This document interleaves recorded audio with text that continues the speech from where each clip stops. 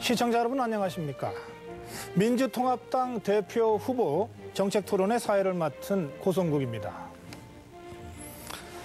새해 들어서면서부터 정치권이 뜨겁게 달아오르고 있습니다. 4월 총선에 12월 대선을 앞두고 여야 모두 쇄신과 통합으로 온 힘을 쏟고 있기 때문인데요. 정권 교체가 최대 목표인 민주통합당 15일 전당대회를 앞두고 당대표를 비롯한 최고위원 6명을 뽑기 위한 경선이 치열하게 막바지 경합을 벌이고 있는 상황입니다. 오늘 2시간에 걸쳐 진행될 정책 토론회에서 과연 어떤 사람이 민주통합당 대표로 적합한 인물인지 여러분들께서 직접 확인해 보시기 바랍니다. 본 토론회는 OBSW, OBS 홈페이지 그리고 OBS 어플을 통해서 동시에 시청하실 수 있습니다. 그럼 토론에 앞서 대표 경선에 출사표를 던진 9명의 후보들을 화면으로 먼저 만나보시겠습니다.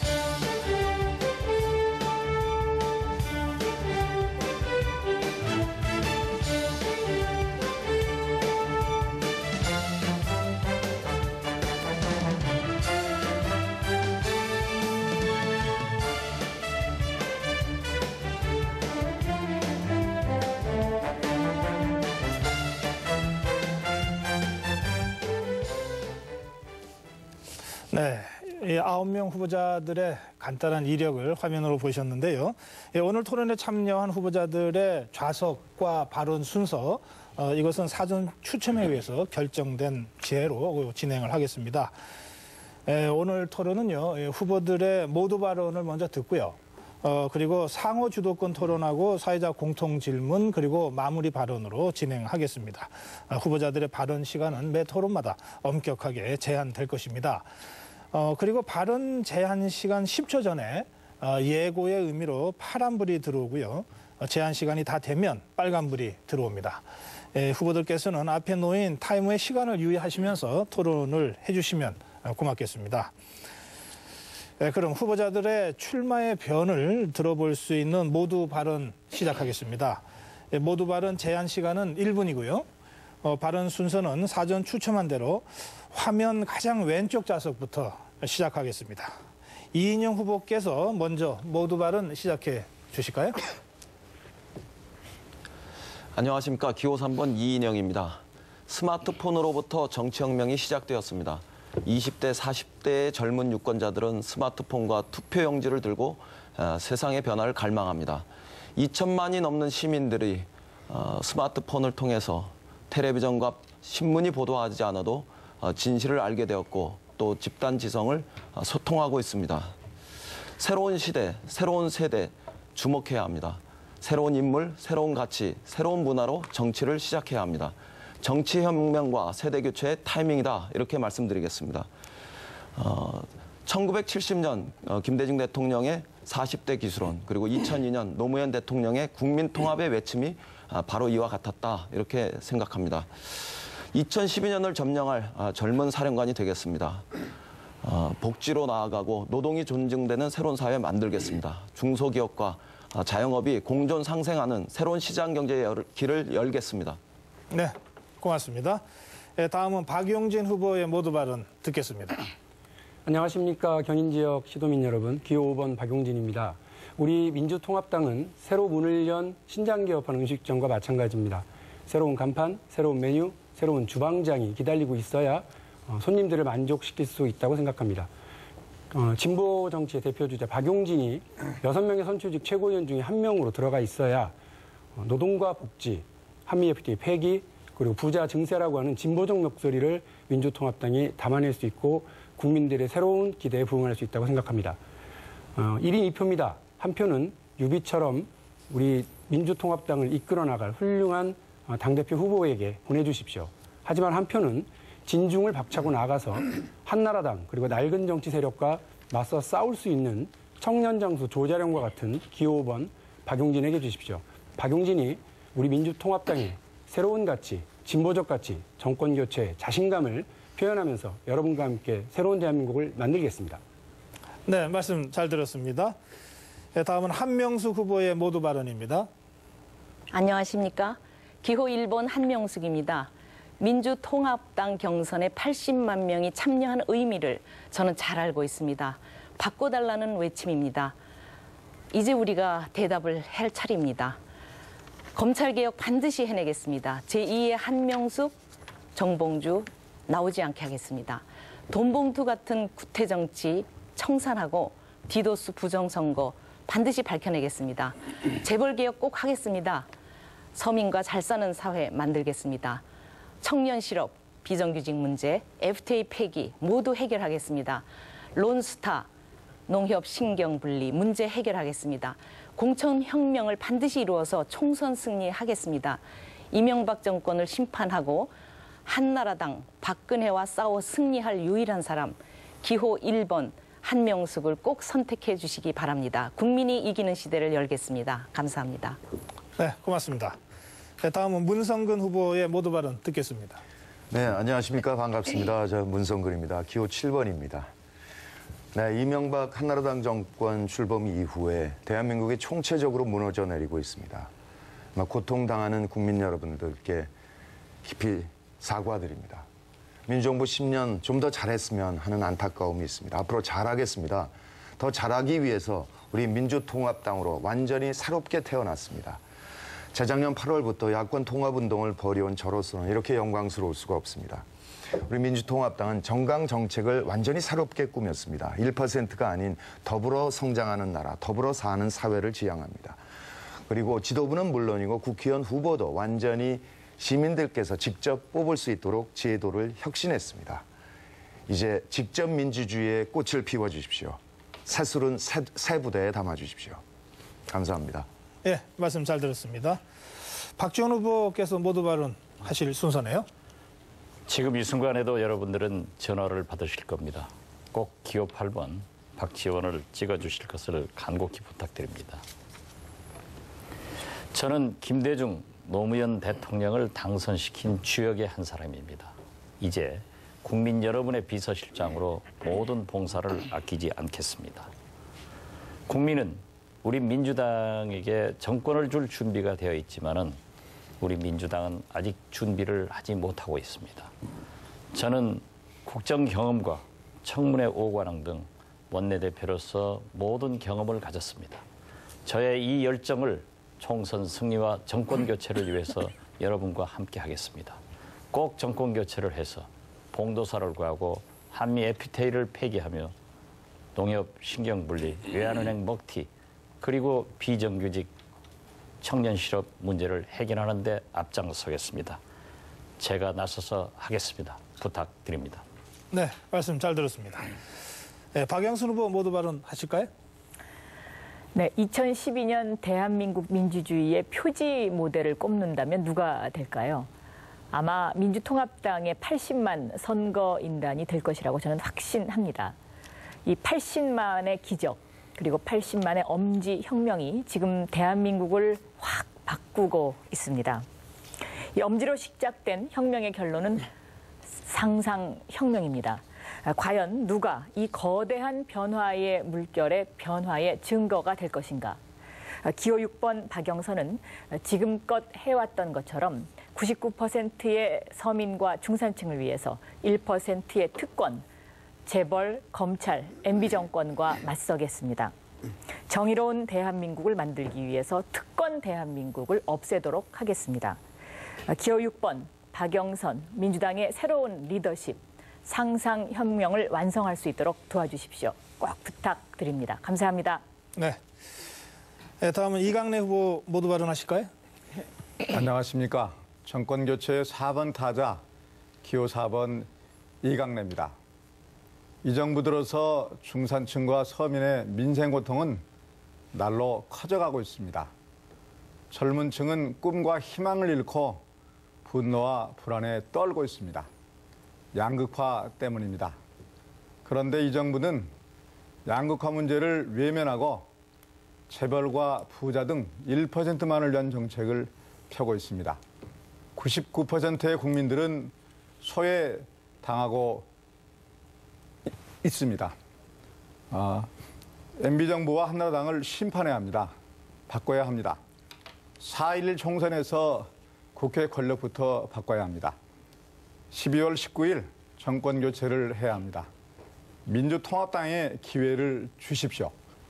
정권 교체 4번 타자 기호 4번 이강래가 앞장서겠습니다. 저에게 힘을 주십시오. 꼭 해내겠습니다. 네, 고맙습니다. 네, 다음은 이하경 후보의 모두 발언 순서입니다. 국민 여러분, 안녕하십니까. 민주통합당 대표 최고 경선에 나선 기호 2번 이하경입니다. 얼마나 힘드셨어요? 지난 4년 동안 저는 시민운동을 하면서 정말 힘들었습니다.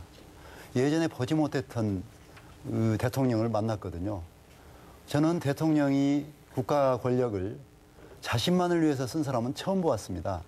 박정희 대통령까지도 독재를 했지만 자기 것은 안 챙긴다고 했습니다. 근데 이 대통령은 그렇지 않고 있습니다. 그리고 국민을 탄압하고 있습니다.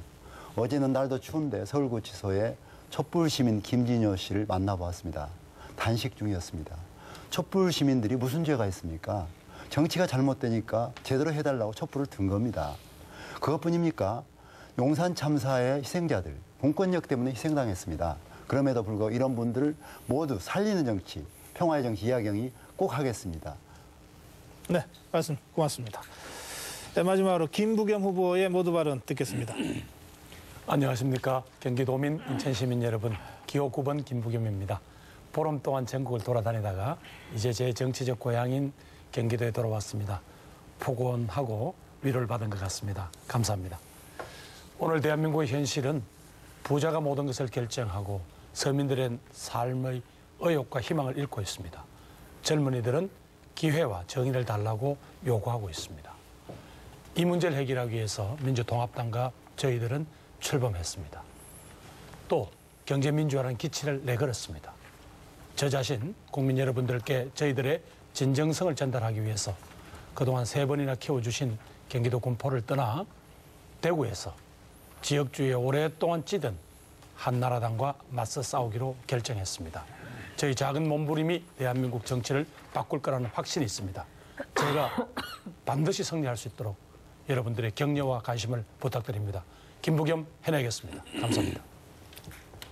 네, 고맙습니다. 후보자들의 모두 발언 다 들어봤는데요.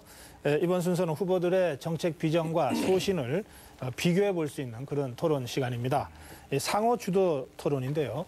후보들마다 5분의 토론 주도 시간을 드리겠습니다. 5분의 토론 주도 시간 동안에 질문과 답변을 자유롭게 진행할 수 있는데요.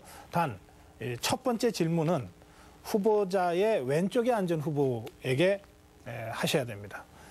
그리고 그 왼쪽에 앉은 후보를 포함해서 최대 3명까지 질문하고 답변을 듣는 이런 토론이 가능합니다.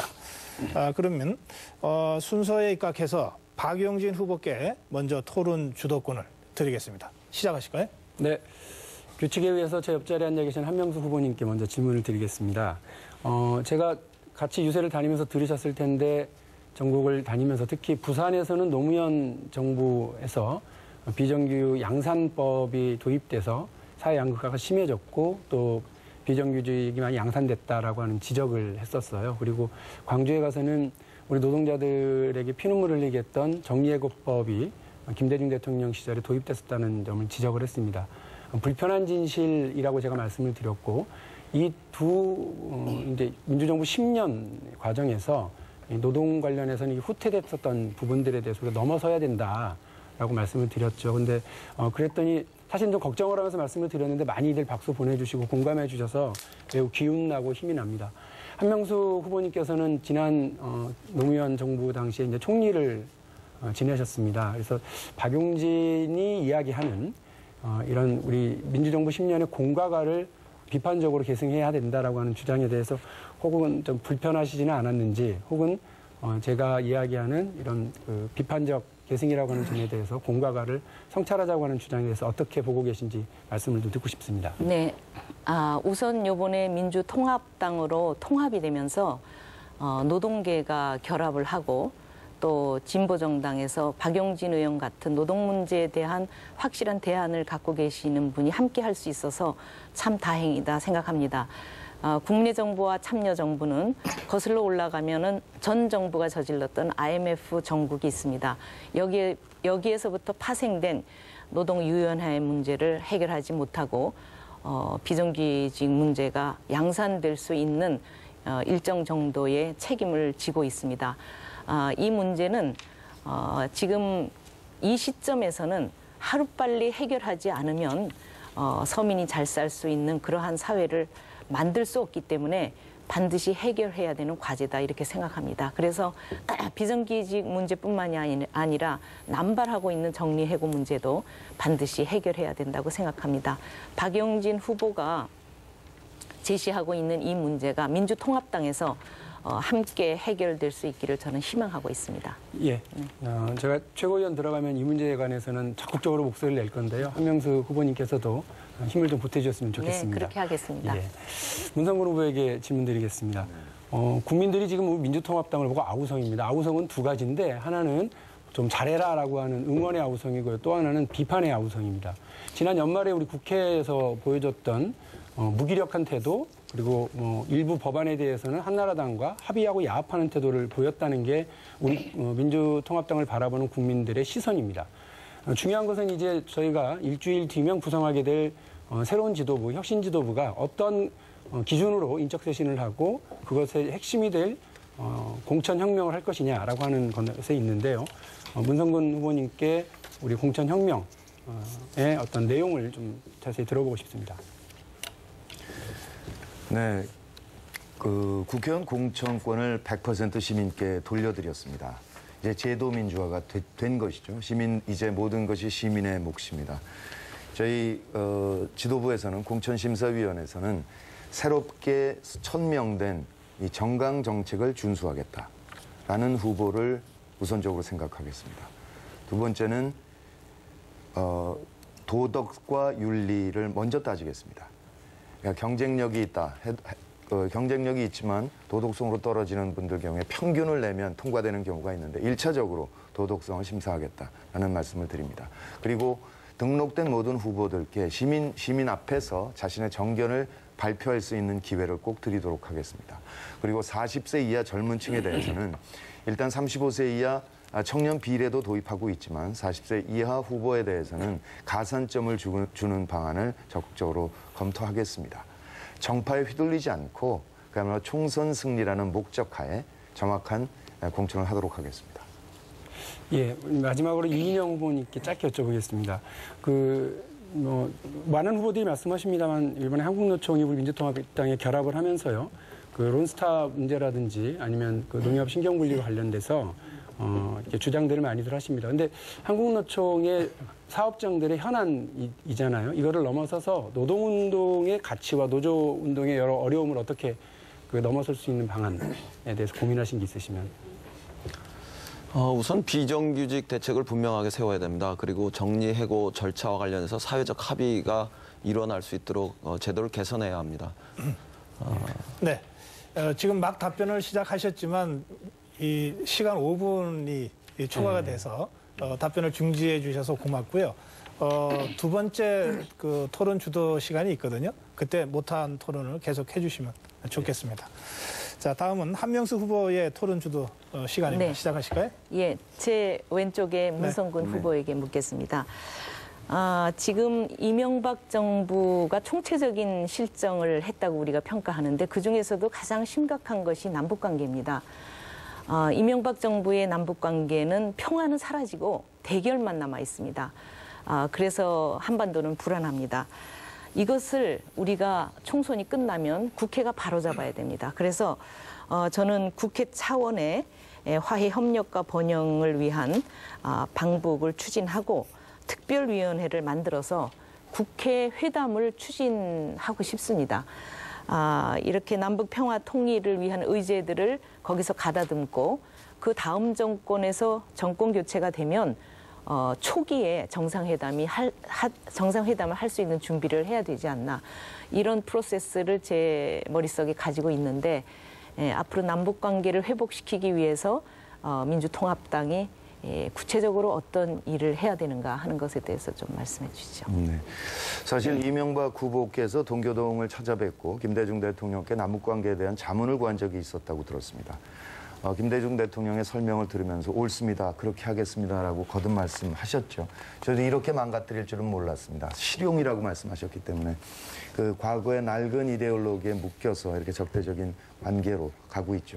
그렇지만 민정부 10년 동안에 이미 남북 관계는 어떻게 정리할 것인지에 대해서 다 논의도 깊게 했고, 또 특히 9.19 선언으로 윤곽이 다 잡혀 있습니다. 이제 의지만 남았습니다. 특히 중국도 미국도 북한 체제 안정을 원하고 있는데 우리만 왕따 돼서 지금 이렇게 떨어져 있죠. 우리 정부의 태도가 핵심이라고 생각합니다. 적극적으로 육자 안에서 그동안 합의된 대로 빠르게 진전시킬 필요가 있다. 그러니까 총선 끝나자마자 국회 차원 이전이라도 우리 민주통합당 차원에서 북한을 방문해서 논의를 해야 된다, 이렇게 생각합니다. 네. 두 번째 질문은 박용진 후보한테 한번 드리겠습니다. 지금 우리나라 청년 실업이 상당히 심각합니다. 청년 순환 시대라고 해도 과언이 아닐 만큼 절망적입니다. 비공식 통계로는 25%에 달한다는 얘기도 있습니다. 그런데 이 정부는 청년 실업에 대해서 눈 가리고 아웅식의 통계 조작만 하고 있습니다. 이것은 상당히 앞으로의 미래를 책임질 청년들에게 희망을 보여주지 않는 처사라고 봅니다. 근본적으로는 예산을 강바닥에다가 22조나 쓸어 부었기 때문에 청년의 일자리를 만들 투자를 하지 않은 것도 하나의 큰 문제다. 앞으로 노동과 고용 문제에 대해서 많은 관심을 가지고 계신 박용진 후보께서 청년 실업에 대한 구체적인 방안에 대해서 좀 말씀해 주실까요? 우리 청년 세대들이 제일 아파하고 있는 것은, 제가 청년 유니온이라고 하는 청년 노동운동을 하고 있는 단체를 만나서 들어보니까 그렇지 않아도 사회적 약자인데, 얼마 전에 어떤 기업에서 그렇게 했죠. 기존의 노동조합으로부터 보호를 받고 있는 채용되어 있는 사원들의 경우는 그대로 연봉을 유지하는데, 새로 뽑는 신규 사원들에 대해서는 10%씩 이렇게 다 연봉을 삭감한 채로 이렇게 받아들여서 그분들은 저항도 못하는 거죠. 그렇지 않으면 실업 상태로 있어야 되니까. 이렇게 사회적 약자를, 그렇지 않아도 사회적 약자에 있는 사람들을 계속해서 그런 공격의 대상으로 혹은 희생양으로 삼고 있는 것에 대해서 아파하고 있습니다.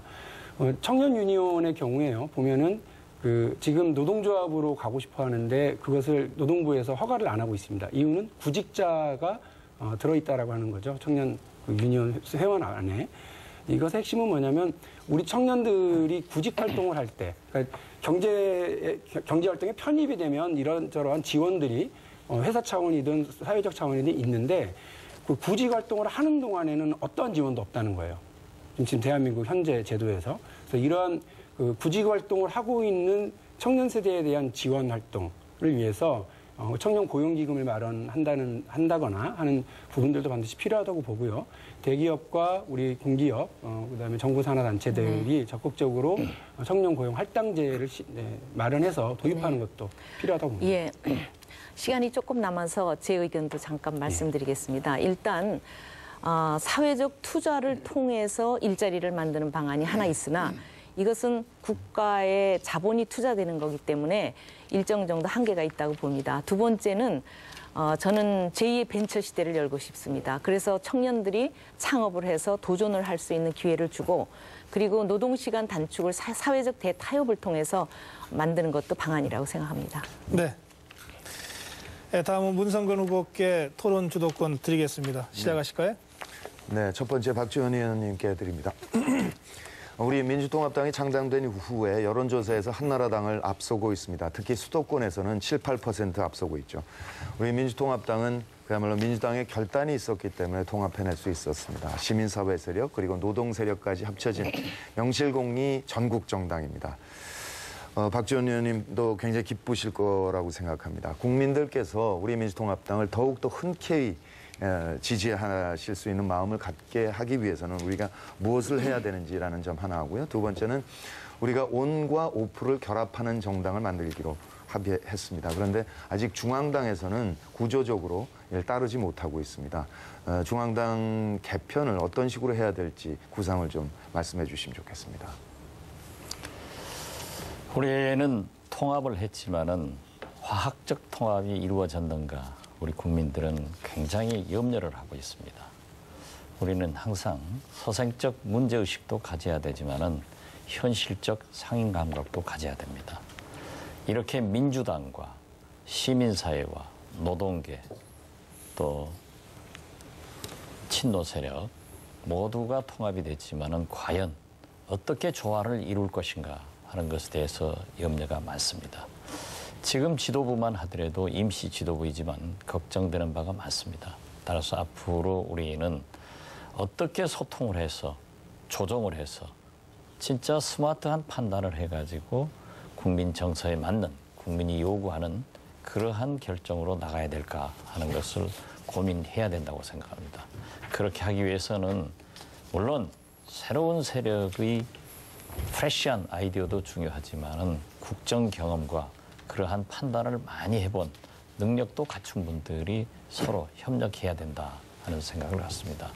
그리고 무엇보다도 이것을 위해서는 한 세력이 지도부를 또는 당을 장악해서는 안 됩니다. 모두가 함께 노동계, 시민사회, 민주당, 혁통 다 함께하는 그런 조화를 이루는 지도부 구성이 이루어져야 된다 하는 생각 같습니다. 지금은 바야흐로 SNS 시대입니다. 따라서 이 시대의 변화에 함께 가지 않으면 탈락이 됩니다. 따라서 우리 당이 스마트 온라인 정당으로 가는 것은 당연한 귀결이고 그러한 것을 위해서는 청년 세대에게 과감하게 문호를 개방해서 소통할 수 있는 기회를 줘야 됩니다. 88만 원 세대.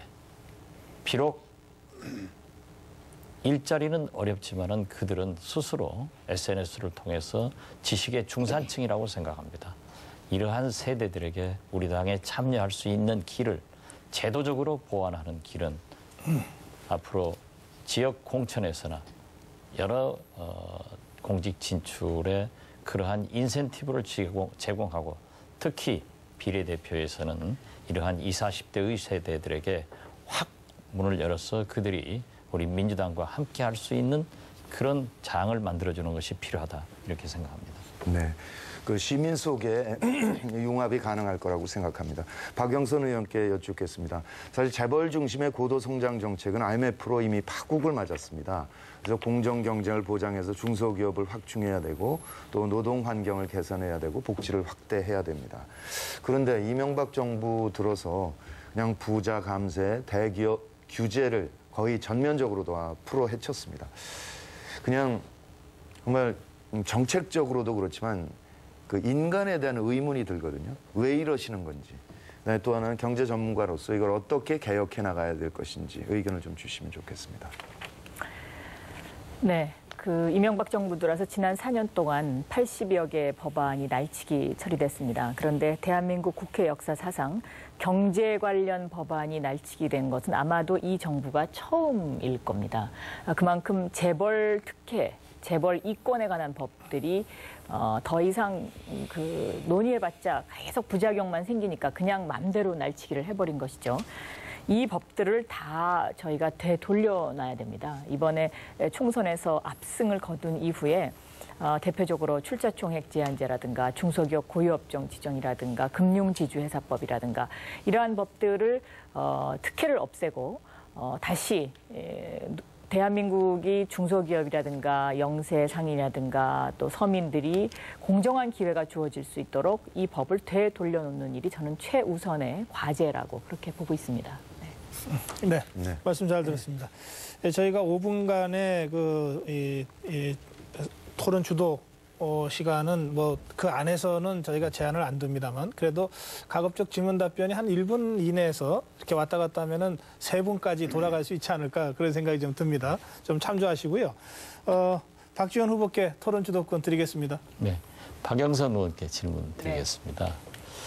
어제 트위터에도 그렇고 뉴스를 보면은 어떤 젊은 청년이 트위터상에 리트윗했다가 국가보안법으로 구속이 됐습니다. 네, 그렇습니다. 예. 저는 개인적으로 국가보안법은 폐기돼야 된다고 생각하는데 당시 열린 우리당 때 한나라당에서는 국가보안법을 수정하자고 했고 열린 우리당에서는 폐기를 주장하다가 결국 타협이 못 이루어졌습니다. 네. 만약 그때 찬양 고무죄만이라도 삭제가 됐다고 하면은 이런 불행이 없을 건데 과연 국가보안법에 대한 박영선 후보의 견해는 어떠신지. 저도 그때 이것을 폐기해야 한다는 입장이었고요. 또 제가 그 당시에 초선 의원이었습니다. 그런데 많은 분들이 참 아쉬워하죠. 이 찬양 고무죄라도 그 당시에 없앴어야 되는 것 아닌가, 단계적으로 추진했어야 되는 것 아닌가 하는 이제 그런 의견들을 많이 갖고 계십니다.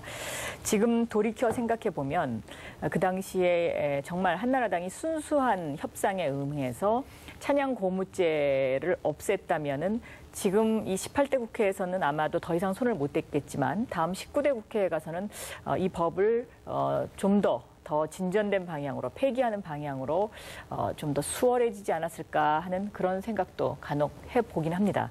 그런데 그 당시에 이제 협상 때 제가 대변인을 했었기 때문에 그 상황을 잘 보고 있었는데요. 박근혜 대표는 그 당시에 이 국가보안법 문제만 나오면 입을 다물고 딱 한마디만 계속적으로 반복적으로 이야기를 했던 기억이 납니다. 그러니까 광화문에 인공기가 걸리면 어떻게 되나요? 이제 이 질문만 지속적으로 반복을 하다 보니까 저희 열린우리당 쪽 협상 대표들이 수첩에서 계속 꺼내서 그거 질문하고 또 다시 집어넣고 안 되겠습니다. 다시 생각해 봐야 되겠습니다. 이렇게 갖고 이제 하루가 갔던 그런 기억이 있습니다. 그래서 저희가 그 당시에 그런 박근혜 대표를 보고 수첩공주라는 이제 그런 별칭을 붙였던 예가 바로 그 국가보안법입니다. 네. 알겠습니다. 저도 시대착오적인 국가보안법은 빨리 폐지돼야 된다 하는 것을 말씀드리면서 사실 우리나라 공권력이 이렇게 선택적으로 적용되고 있기 때문에 국가보안법도 적용해서 트위터에서 리트윗했다고 구속하는 이런 사례. 정봉주 의원만 하더라도 같은 BBK 말을 하고도 한 사람은 괜찮고 구속되는 사례. 빨리 우리 민주당이 정권 교체를 해서 민주주의를 가져와야겠습니다. 우리 문성근 후보에게 한번 말씀 올리겠습니다. 아까 제가 모두 발언에서도 말씀을 드렸지만은 우리 민주당의 그거는 기대가 굉장히 큽니다. 국민들이. 그러면서도 과연 어떻게 조화를 이루어서 우리 민주통합당이 총선 승리와 정권 교체를 할 것인가. 그리고 어떠한 국민적 접근을 이루어낼 것인가 하는 염려가 많습니다. 그래서 대개 시민운동 하신 분들은 서생적 문제의식을 강조하기 때문에 현실적 상인 감각이 좀 부족합니다. 이러한 문제에 대해서 앞으로 11분의 대표와 최고위원들로 구성되는 지도부에서 과연 어떤 방법으로 조화를 이룰 수 있을 것인가 좀 말씀해 주셨으면 감사하겠습니다. 네. 그동안 보통 이제 통합이 이루어지면 대개 정파별로 지분을 나누어서 통합을 해왔죠. 그러다 보니까 공천 과정에서 이제 지분 때문에 다툼이 일어나고 그래서 깨지는 경우도 있고 그랬습니다. 근데 이번 통합 경우에는 혁신과 통합에서는 지분 요구를 전혀 하지 않았고 다만 정당 혁신을 바랐다는 거죠. 그래서 정강 정책이 그야말로 민주진영의 대중정당으로서는 초유의 진보적인 정강 정책을 갖췄습니다. 그리고 온과 오프, 그러니까 기존 정당 구조에 인터넷과 SNS를 활용하는 세대까지 몽땅 다 온으로 탑재되는 그런 완벽하게 소통이 이루어지는 정당을 만들고 당 의사결정 구조에 시민들께서 굳이 입당하지 않아도 투표를 하실 수 있는 이런 구조를 만들었습니다. 그러니까 우리가 정강 정책을 온전히 지켜나가면서 그다음에 시민 속에서 소통하고 또 의사 결정도 같이 이루어 나갈 때 그동안 과거에 있었던 어떤 정파 간의 충돌이라든지 이런 부분들은 충분히 융합될 수 있을 것이다라고 생각합니다. 바로 그걸 우리 국민들은 염려하는 겁니다. 그래서 우리 지도부가 과연 신속한 빠른 결정을 할 수 있도록 서로 협력해 나가자고 말씀 올립니다. 네, 말씀 고맙습니다. 다음은 박영선 후보 토론 주도권 행사하실까요? 네. 조금 전에 국가보안법 얘기가 나왔습니다. 돌이켜 보니까 그 당시에 저는 대변인이었고 제 옆자리에 앉아 계신 이강래 후보님은 협상 당사자셨습니다. 근데 제가 그때 보니까 이제 김동영 원내대표는 어느 정도 국가보안법을 개정하자는 쪽으로 상당히 의견 접근이 됐었는데 이 벽이 박근혜 대표에게서 막혔던 걸로 제가 기억이 되고 있는데요. 그 당시 협상 당사자로서 좀 더 하실 말씀은 없으신가요? 17대 국회 초반 열린우리당 시절입니다만 당시에 이제 저희는 5대 개혁 문제를 가지고 굉장히 어려운 그런 투쟁을 하는 상황이었었는데 국가보안법 문제도 큰 쟁점 중에 하나여서 이 문제 가지고 협상을 할 수밖에 없는 상황에 갔었습니다.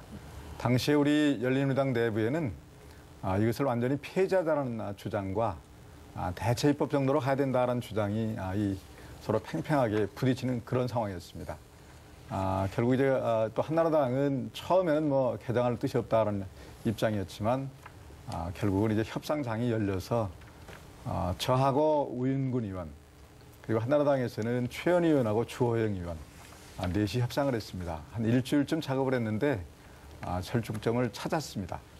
처음에 한나라당의 박근혜 대표는 우리 박영선 후보께서 지적하신 것처럼 완강했습니다.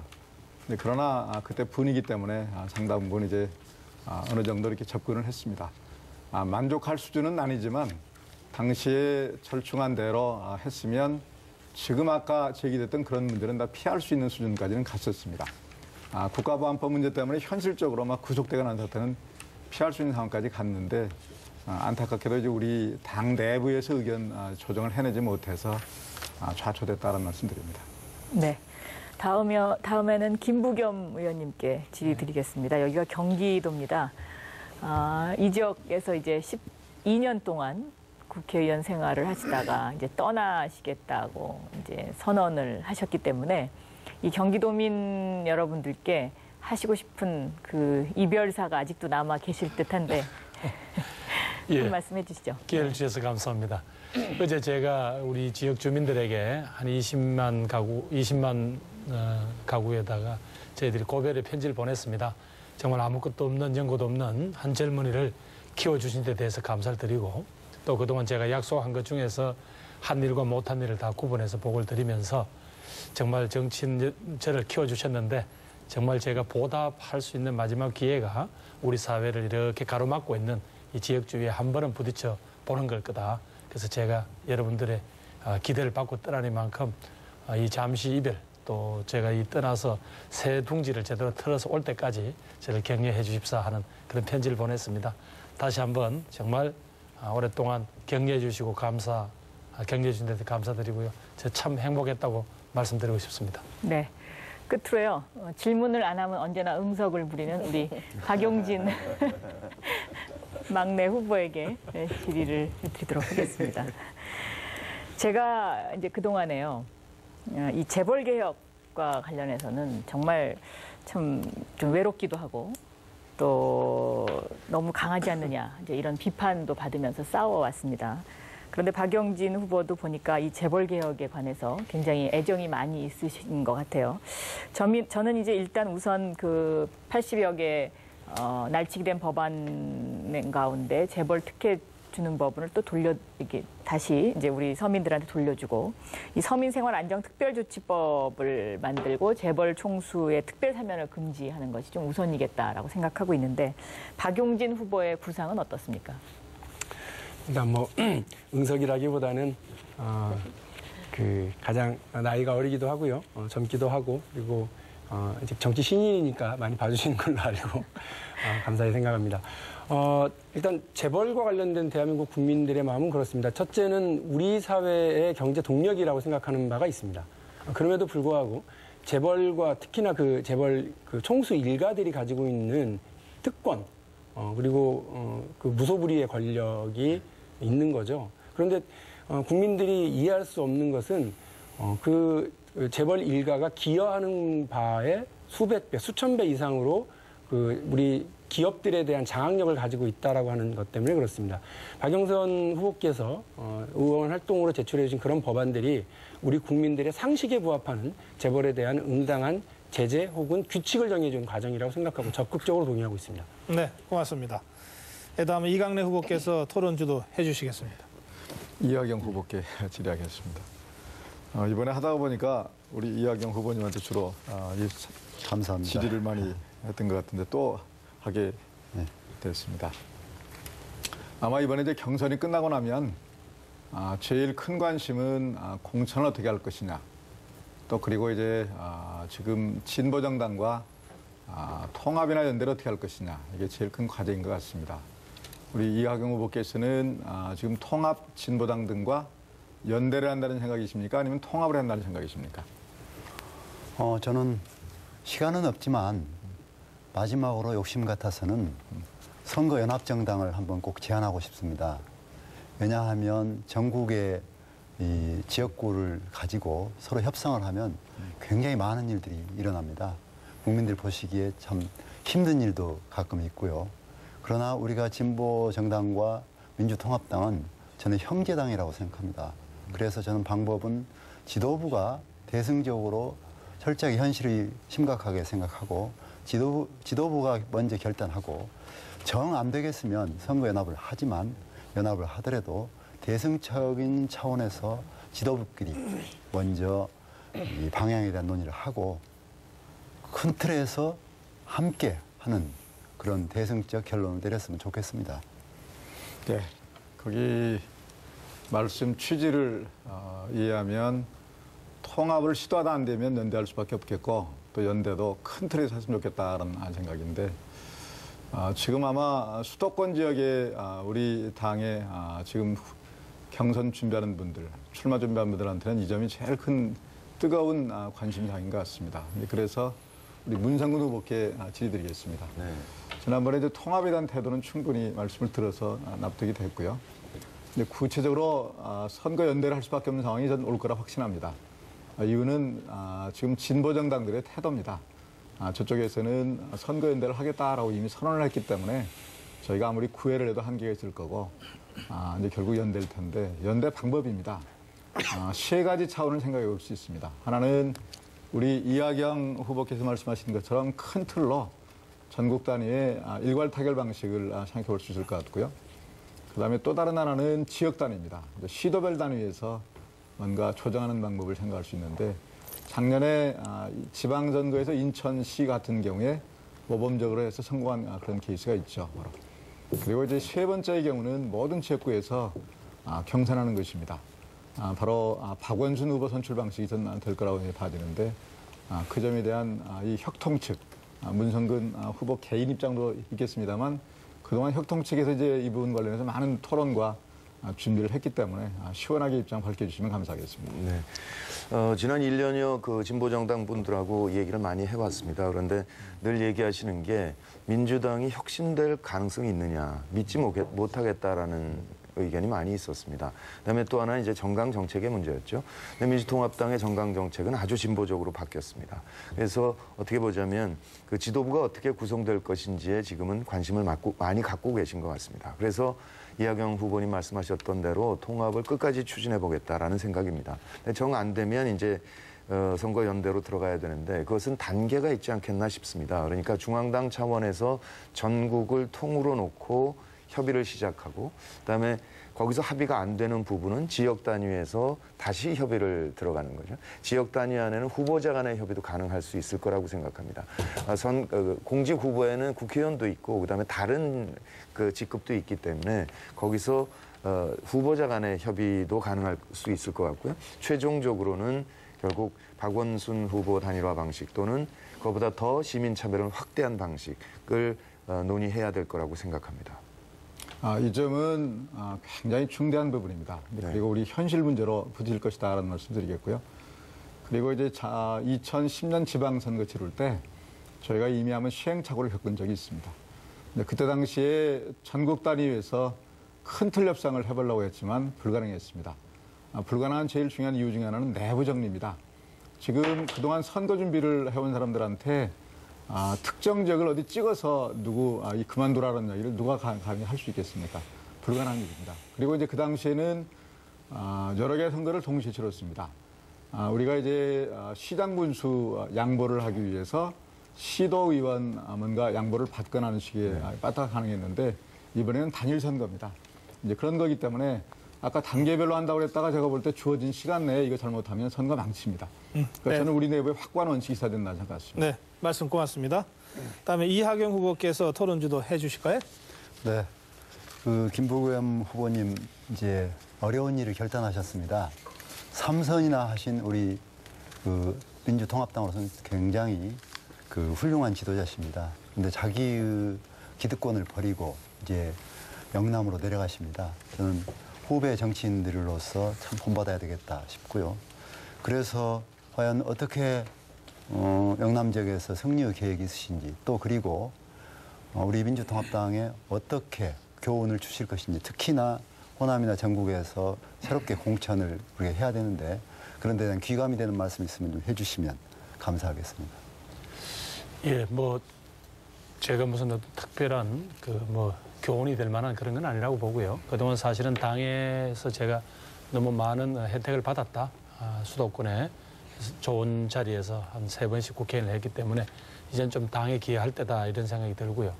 그다음에 정치를 처음 시작했을 때 마음이 결국 우리 사회의 진전을 가로막고 있는 게 이 지역주의인데 이게 누군가는 앞장서서 깨야 되지 않겠냐. 김대중 대통령이나 노무현, 최정구 이런 분들이 참 처절하게 싸우다가 어떤 형태로든지 그분들의 정치 인생이 마감이 되셨습니다. 그래서 이제 제 막내가 제가 그 일을 해보겠다는 그런 취지고요. 첫째, 제가 만약에 당 지도부에 들어가면 저는 좀 대구 지역에 경북 지역에 있는 그 다양한 인물군들이 있습니다. 그분들이 아직까지 주저하고 망설이는데 하여튼 이분들을 설득하고 그동안 이 지역에서 준비를 해왔던 우리 동지들하고 같이 스크럼을 멋지게 짜겠습니다. 그래서 그분들이 보시기에 야당도 이제 할만하구만 하는 그런 진영을 짜겠습니다. 두 번째는 역시 거기에도 젊은이들이 똑같은 변화의 욕구가 있습니다.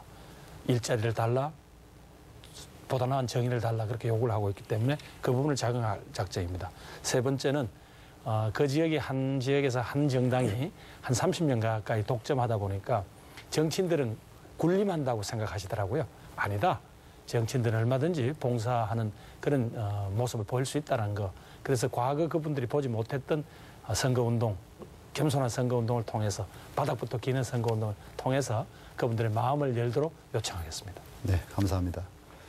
문성근 후보님께 질문하겠는데요. 저희 당은 앞으로 2040 세대, 한국 사회 중추를 쥐고 있는 세대가 함께하지 않으면 성공할 수 없다고 생각하고요. 또 2040 세대의 삶을 책임지는 정당이 아니면 앞으로 한국 사회 정치를 책임질 수 없다고 생각합니다. 그래서 여러 후보들이 함께 다 고민하고 계실 텐데요. 우리 당이 지금 비례대표 4명을 청년들에게 제공하겠다고 했는데 현재 진행이 어떻게 되고 있는지 다들 국민들도 궁금하실 거고 또 이런 분들을 어떻게 공천을 해야 또는 정치 지도부로 올려야 우리가 앞으로 한국 사회에 2040 세대, 이 중추의 신뢰를 받는 정당으로 거듭날 수 있는지 좀 구체적인 방법을 좀 더 이야기를 해주시면 좋겠습니다.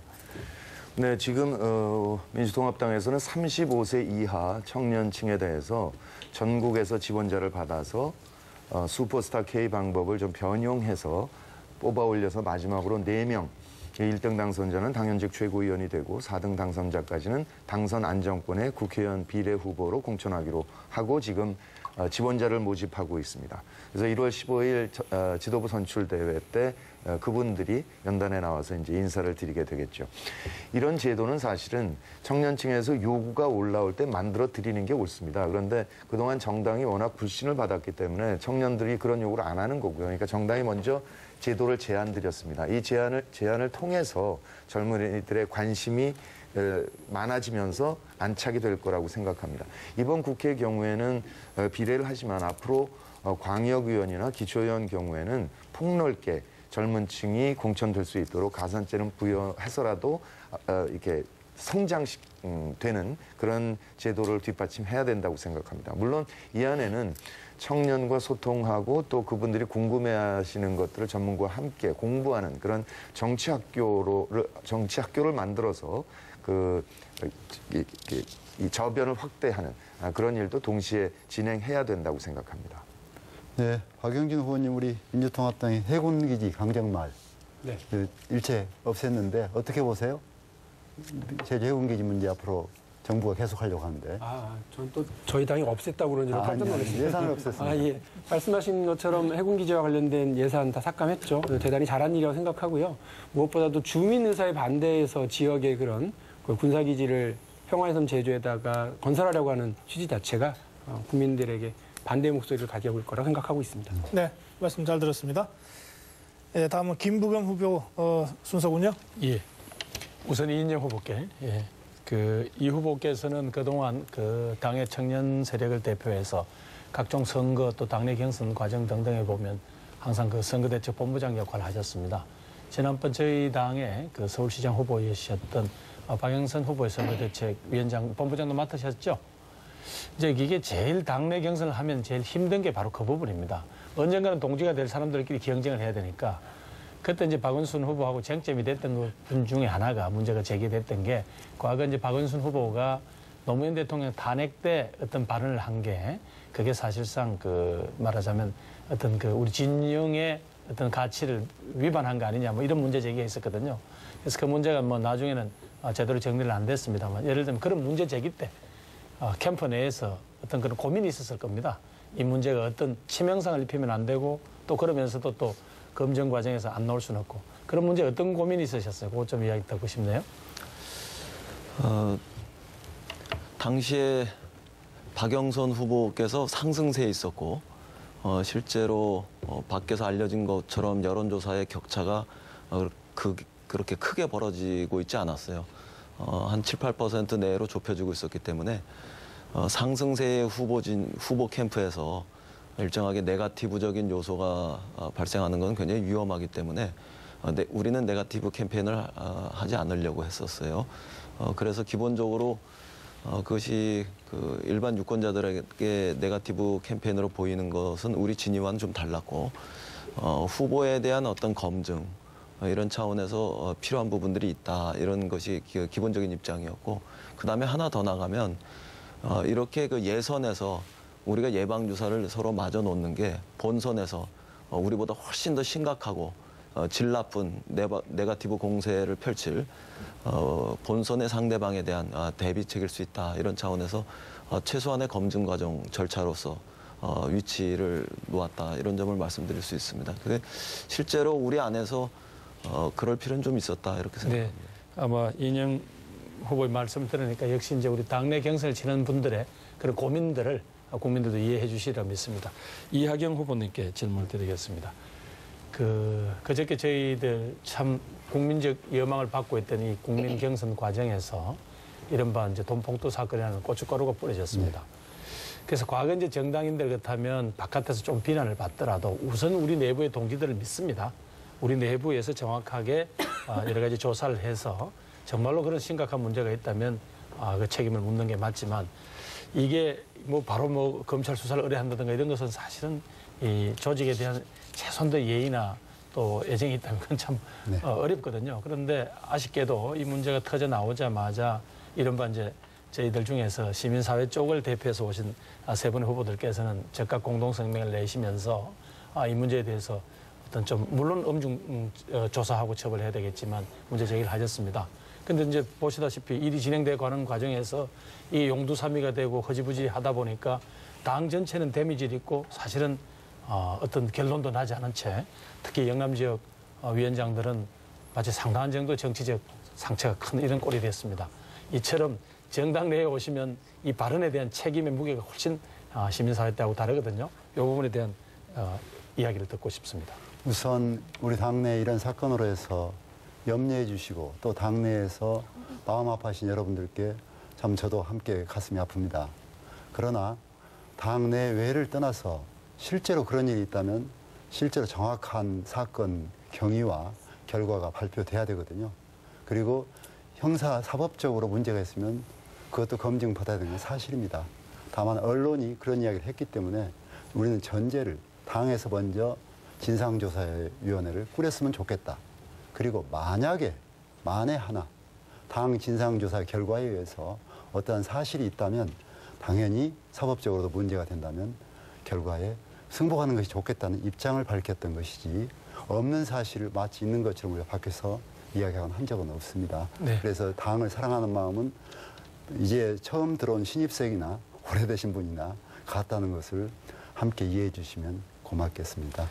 예, 방금 말씀을 들으셨겠지만 저희 참 야당은 이런 국민들의 기대와 눈높이를 쫓아가려고 합니다. 그렇기 때문에 정말 저희들은 특히 도덕성을 생명으로 하는 집단입니다. 그래서 늘 이 문제를 주의하고 고민하고 있다는 것을 국민 여러분께서 아시고 야당도 똑같은 놈이다. 이런 판단 섣불리 안 해주셨으면 감사하겠습니다. 네, 고맙습니다. 이제 마지막 순서네요. 오래 기다리셨는데 이인영 후보께서 토론 주도해 주실까요? 네. 박용진 후보가 질문한 것에 대해서 대답을 좀 덜 했기 때문에 제가 대답하면서 다시 또 질문 드리겠습니다. 지금 그 주요한 노동 문제는 제가 생각할 때는 비정규직 문제고 또 정리해고의 문제입니다. 이것은 더 근본적으로 따져놓고 보면은 지나친 노동 유연성에서 다시 고용 안정의 문제로 우리 노동 정책 기조가 크게 바뀌어야 한다 이런 점을 의미한다고 생각합니다.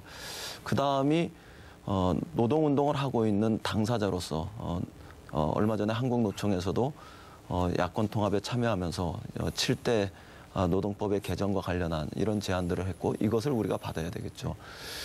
그 다음에 있는 것이 제가 볼 때는 노동사업 현장에서 특히 금융 현장에서 발생하고 있는 론스타의 먹고 튀는 자본 문제 또 이 메가뱅크가 추진되는 과정에서 외환은행을 하나금융에서 인수하려고 하는 문제 그리고 또 어떤 면에서는 무대책한 농협의 신경분리 이런 것이 나타나면서 등장하는 부작용 이런 것들을 해결하는 이런 그 금융 노련의 어떤 현장의 소리 이런 것들을 우리가 위치 짓는 거라고 생각합니다. 그러나 이 금융 노련 쪽에서 당면한 어떤 현안의 문제 못지않게 금융 산업 구조 전반을 우리가 손댈 필요도 있겠죠.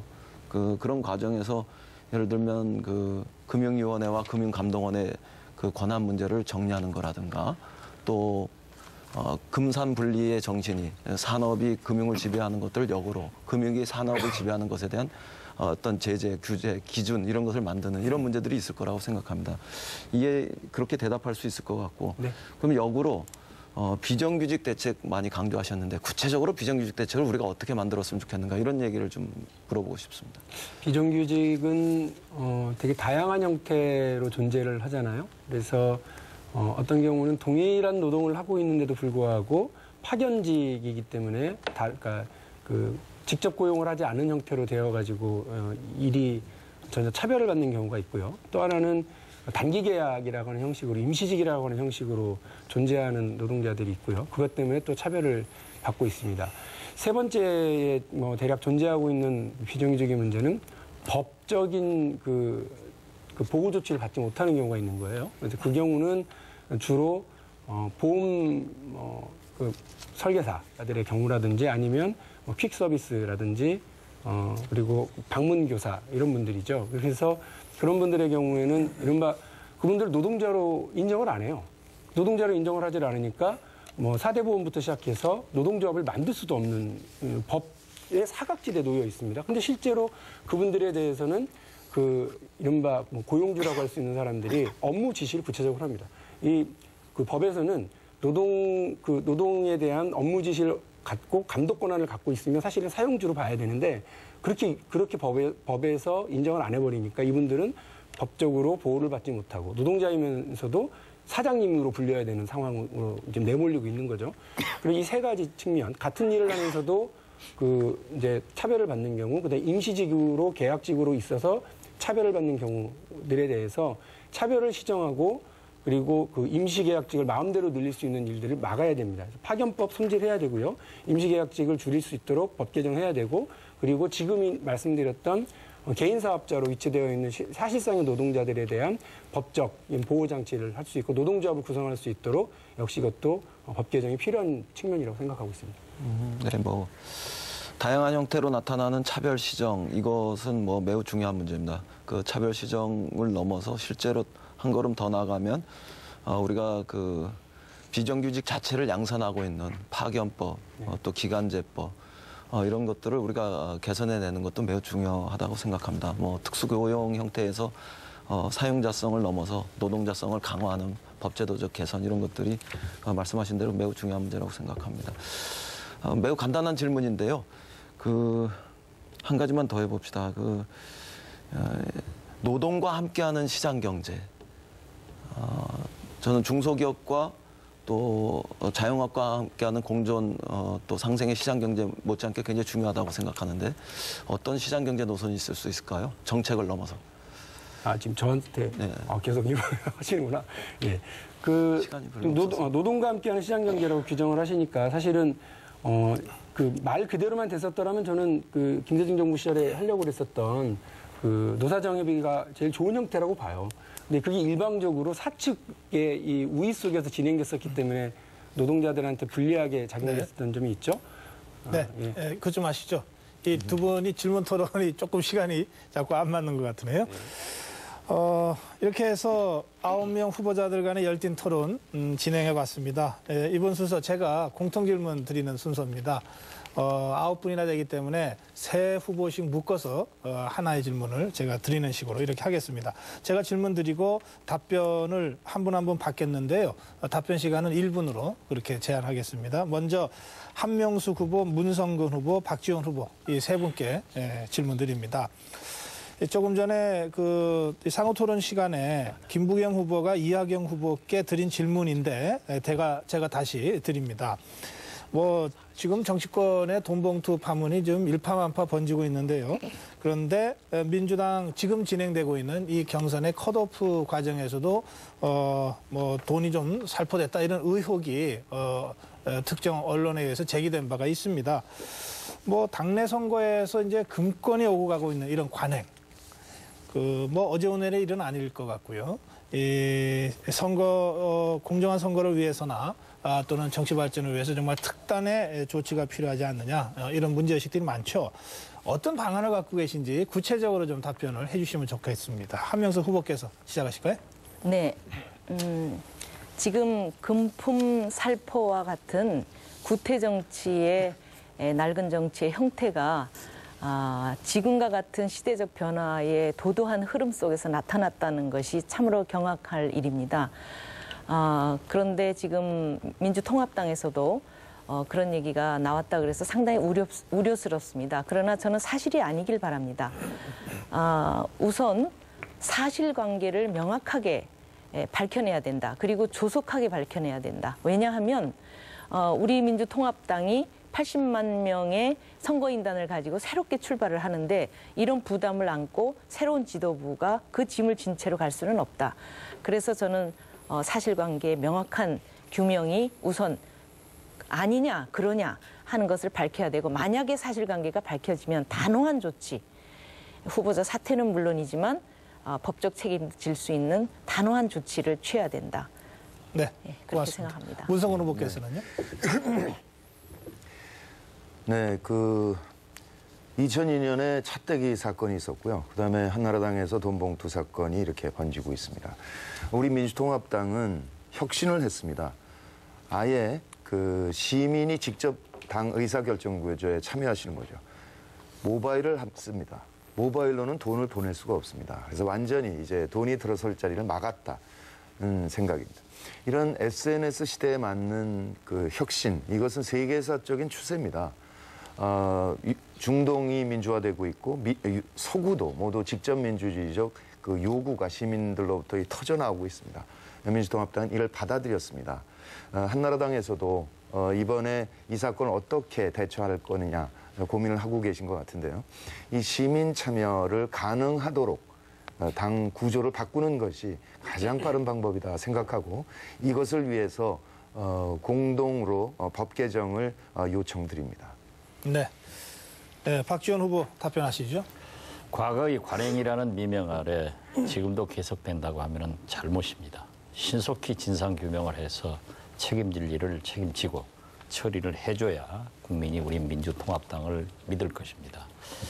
저는 지금 사회자께서 어떻게 이러한 문제를 방지하기 위해서 제도적 개선을 이루어내야 되느냐 하는 것을 질문하셨기 때문에 저는 말씀드립니다.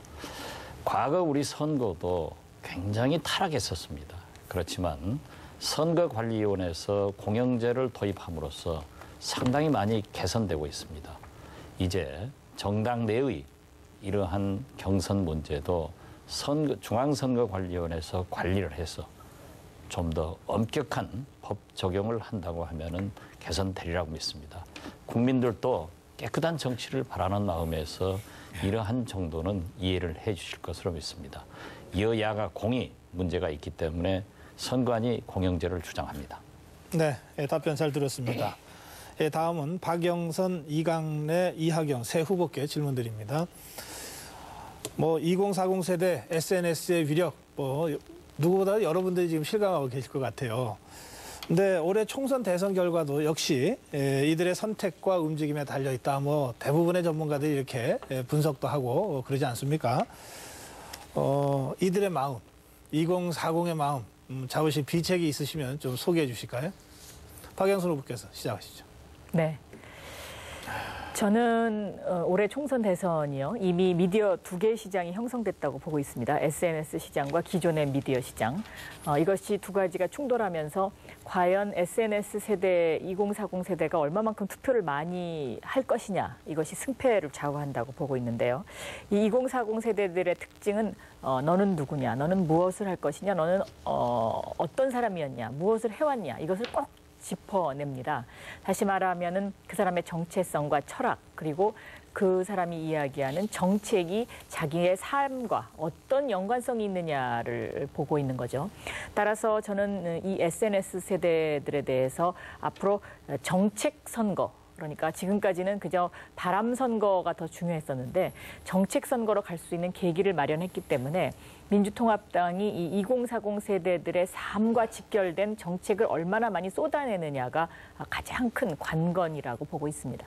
네, 말씀 잘 들었습니다.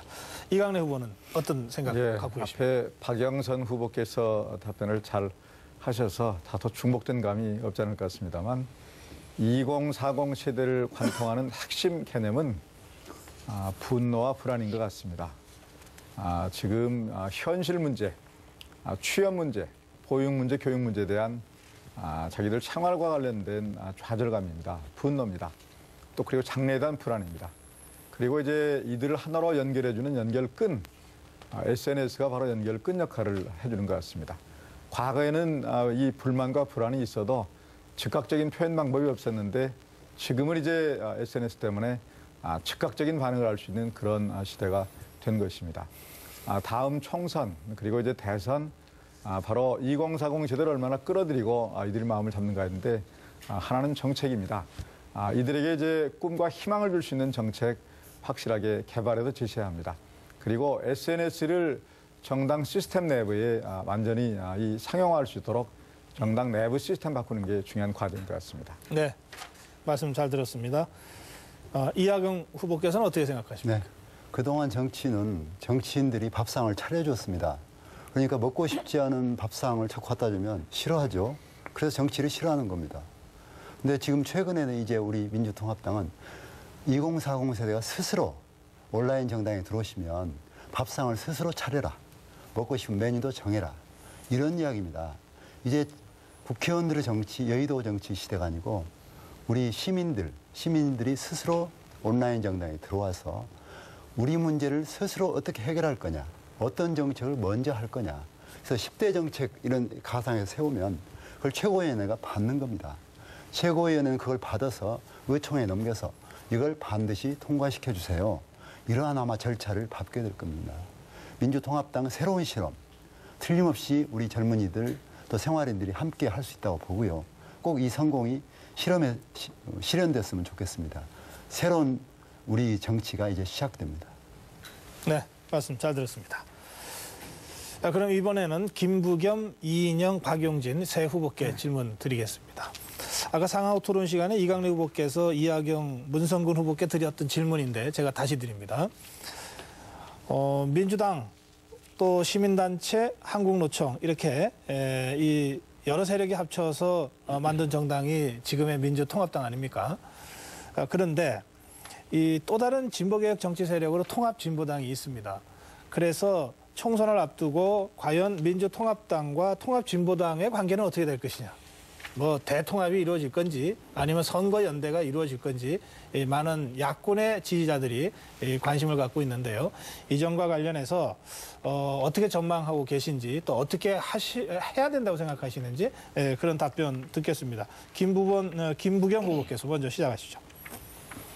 예, 저는 누구보다 일찍 2010년 초에 빅텐트론을 주장했습니다. 왜냐하면 2013년 체제는 지금보다는 더 진보적이어야 된다고 믿었기 때문입니다.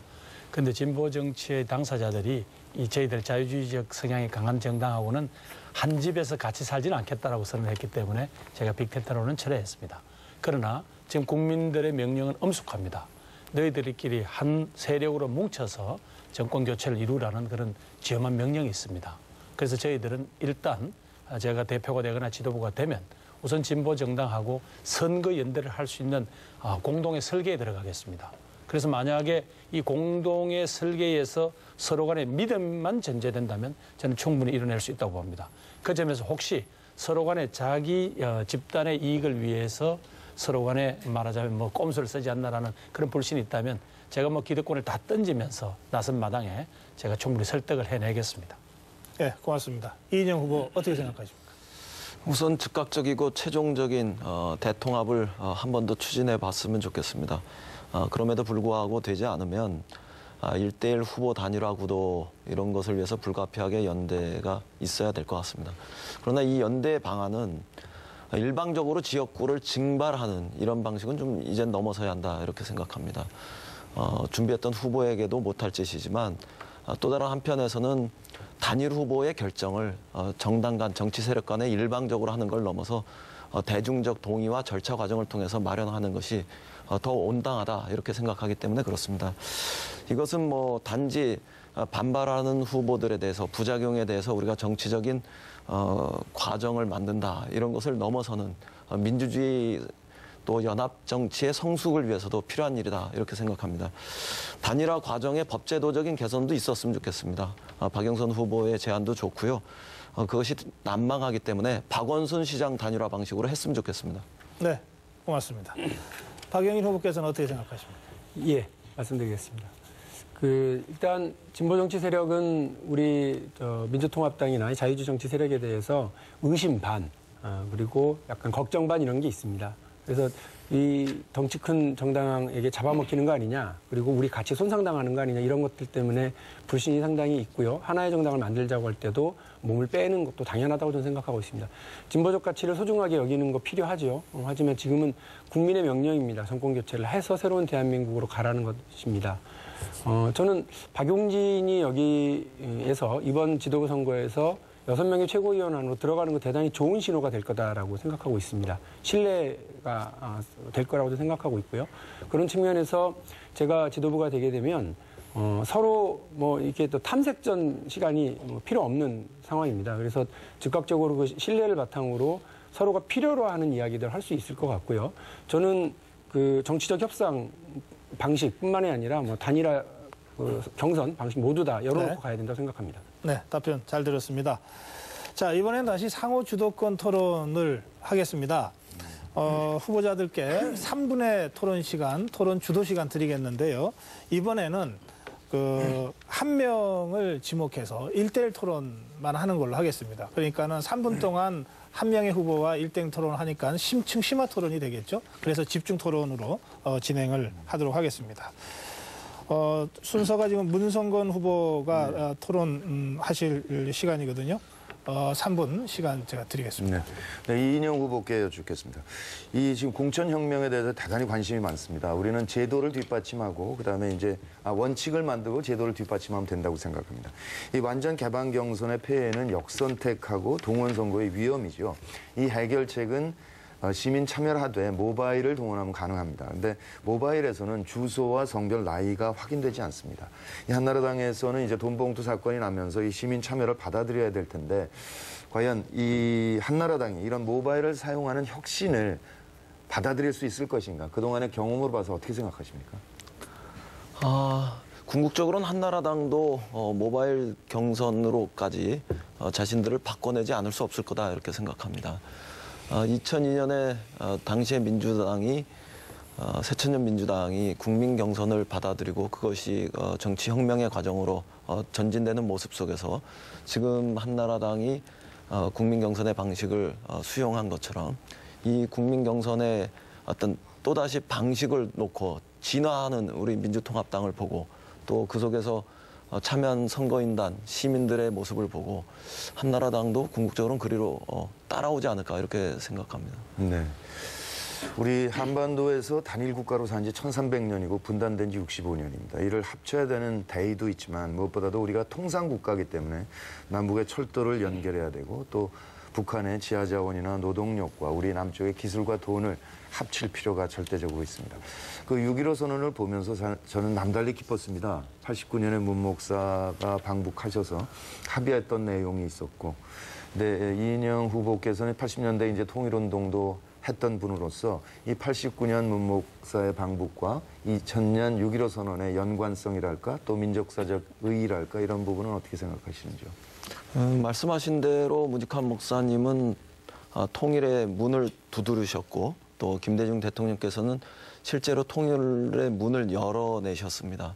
그리고 노무현 대통령께서는 거기에 통일로 가는 길을 이렇게 닦아 놓으셨다 이렇게 생각합니다. 이 세 분의 그 뜻 이것이 지금 즉시 현실로 다시 나타날 수 있어야 합니다. 악화된 남북 관계가 다시 정상화되는 과정은 6.15 선언, 14선언 이것으로 돌아가는 것이다. 그러나 그 핵심의 정신, 그 심장에 박혀있는 정신은 문익환 목사님의 평화와 통일에 대한 간절한 염원 이것으로 장착돼야 된다 이렇게 생각합니다. 네, 말씀하시죠. 2007년 14선언 때는 아주 구체적인 그 사업 계획을 합의를 했었는데요. 특히 7천조 원어치 지하자원이 있는데 도로나 항만, 철도가 부족해서 못하고 있지 않습니까? 4대강에 쏟은 돈의 한 20분의 1만 하더라도 북쪽에 그 토지 수용비가 안 들어가니까 철도나 그 도로를 얼마든지 놓을 수 있는데 이런 그 이명박 정부가 왜 이러는지 그 부분에 대해서 시간이 다 갔습니다. 네, 그렇습니다. 네, 마무리해 주시죠. 고맙습니다. 박지원 후보께서 토론 주도해 주시죠. 역시 우리 민주통합당 정체성답게 남북 문제가 주제로 오르는 것을 기쁘게 생각합니다. 이하경 후보께 질문드리겠습니다. 저는 역사적인 6.15 남북 정상회담을 이루어내온 특사로서 긍지를 가지고 있습니다. 이로 인해서 몇 년간 옥고도 치루어냈습니다마는 그러나 노무현 대통령께서 14선언으로 이어진 것을 높이 평가합니다. 그렇지만 이명박 정부는 남북 관계를 망치고 있습니다. 한마디로 이명박 대통령의 대북 정책은 무엇이 실패했고 천안함 사태는 어떻게 보시는지 답변해 주시면 합니다. 이명박 정부의 남북 정책은 없지요. 남북 대결 정책이 있지 평화 정책, 공존 정책은 없습니다. 그래서 한반도에 불안을 가져왔고 남북 관계에 긴장을 불러일으키고 있습니다. 이거 오래가면 정치적으로 또 군사적으로도 문제될 뿐 아니고 우리 한국 경제에 출구가 없다고 저는 생각합니다. 어떻게 남북 공동 경제를 통해서 이 남북한이 함께 잘 사는 생각을 하지 못하시는지. 저는 이명박 정부 들어설 때 최소한 아무리 이명박 정부라고 할지라도 실용적으로 남북 관계는 풀 줄 알았어요. 그래서 그런 점만 잘해줘도 나는 그래도 인정할 수 있겠다. 근데 이걸 너무 바탄으로 실패하셨다 이렇게 정리하는 것이죠. 그리고 천안함 사태의 진실은 밝혀지지 않고 있습니다. 우리 정부는 북에서 했다고 합니다. 그러나 국제적으로는 아직도 많은 의혹을 제기하고 있습니다. 저는 거기에 대한 비판 여부 이전에 모든 인류에 일어난 역사에서 진실이 뭐냐를 밝히는 게 너무 중요하다고 생각합니다. 우리는 너무 정보에 목말라 하고 있습니다. 정보를 공개해서 어떤 반대 의견이 있어도 수용해서 국민에게 공개하는 것이 정부의 당연한 일이라고 생각합니다. 탁월한 견해 경의를 표합니다. 제가 자꾸 말씀드렸습니다마는 우리가 닥치고 통합, 민주통합당의 미래에 대해서 굉장히 걱정을 하고 있습니다. 혹시 토로 열린우리당이 되지 않느냐라는 염려가 있는데 열린우리당의 전철을 밟지 않게 하기 위해서는 어떠한 방향으로 가야 되는가 간단히 말씀해 주십시오. 우리 민주통합당의 뿌리는 그 민주당이고 민주당의 정신적 고향은 호남이라고 생각합니다. 호남 대중들이 김대중 대통령 돌아가신 이후에 굉장히 허탈해하고 있습니다. 저는 우리 민주통합당이 호남의 그런 민주통합당에 대한 애정을 21세기 비전형으로 높여줘야 된다고 생각합니다. 어떤 호남의 민주통합당이 호남에 기반해서 21세기의 새로운 리더가 되달라 하는 메시지를 보내야 된다고 생각하고요. 거기에서 정치적인 근거를 열심히 만들어야 된다고 생각합니다.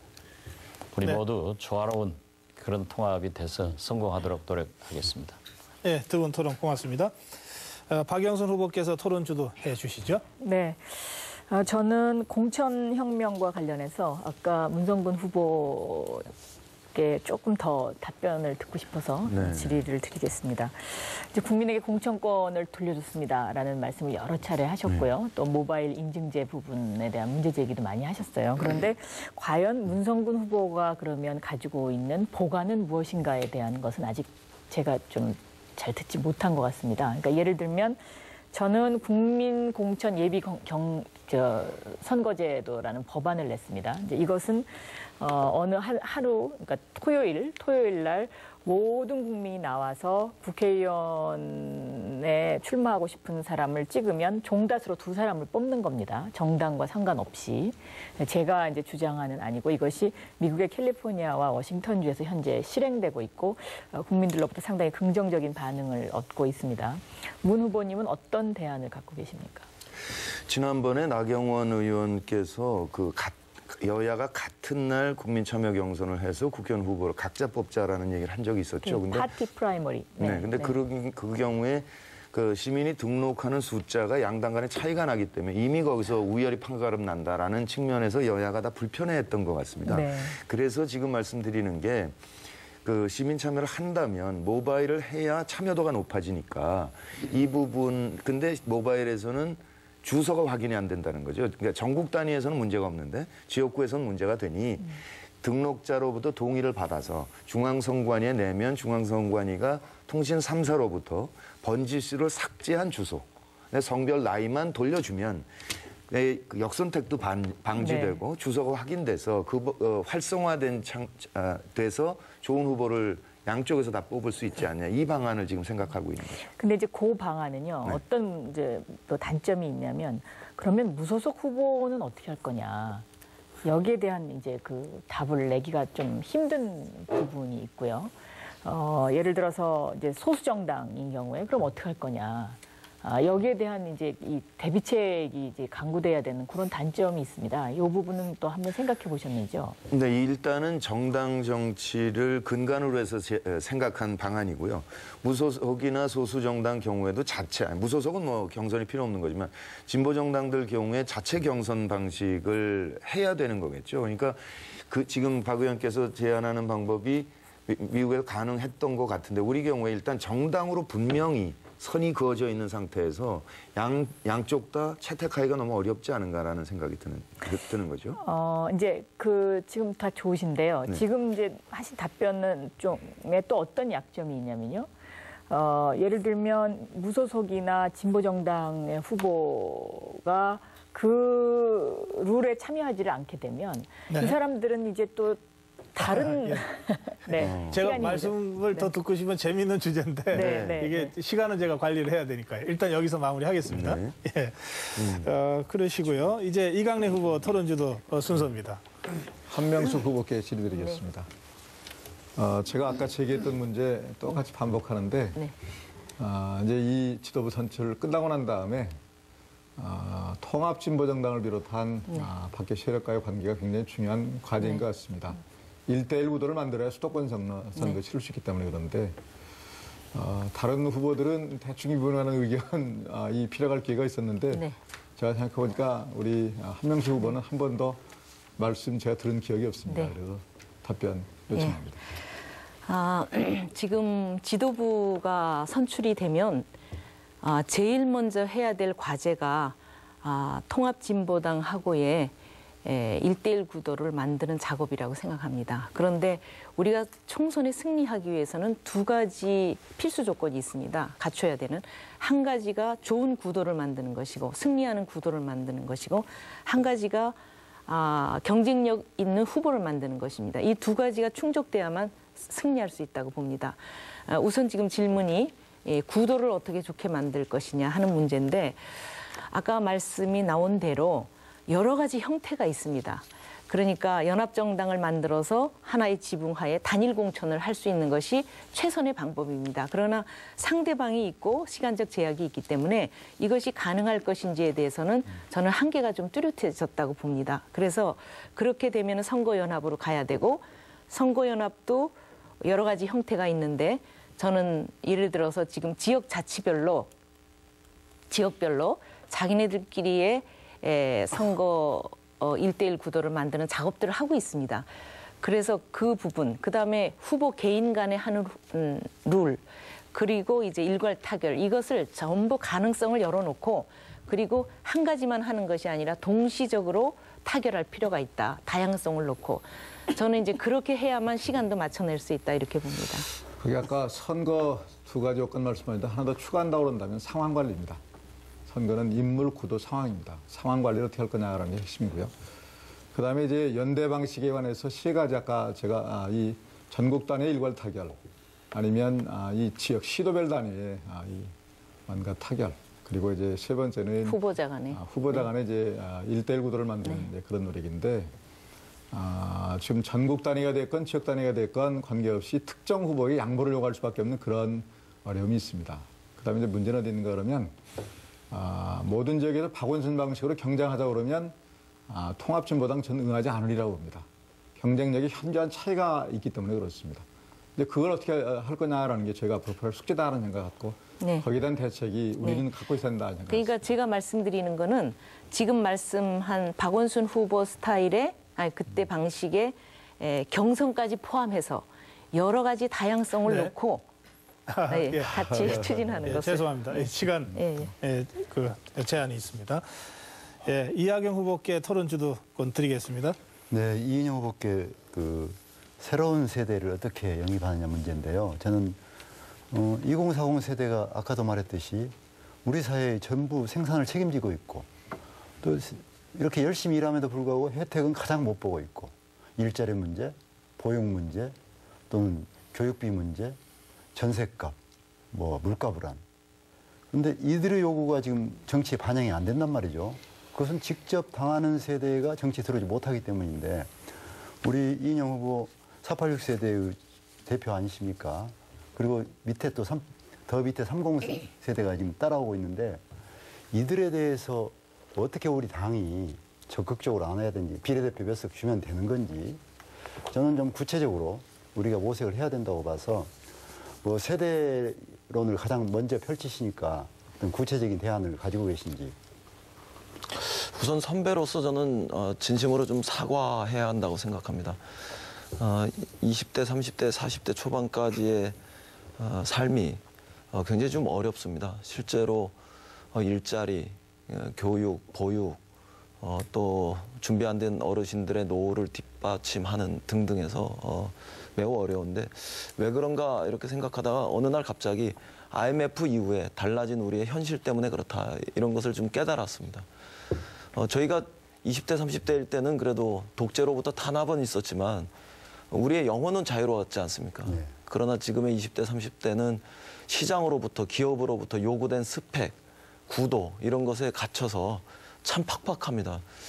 어떤 때는 외롭고 또 어떤 때는 힘들었을 텐데 같이 위로가 되지 못하고 친구가 되지 못했던 이 마음부터 우리가 다시 반성하고 그렇게 다시 다가갈 수 있어야 한다고 생각합니다. 근데 실제 이제 영입을 우리가 일부러 또 할 수 있는 상황도 아닐 거라고요. 국민에게 선택권을 준다고 했으니까.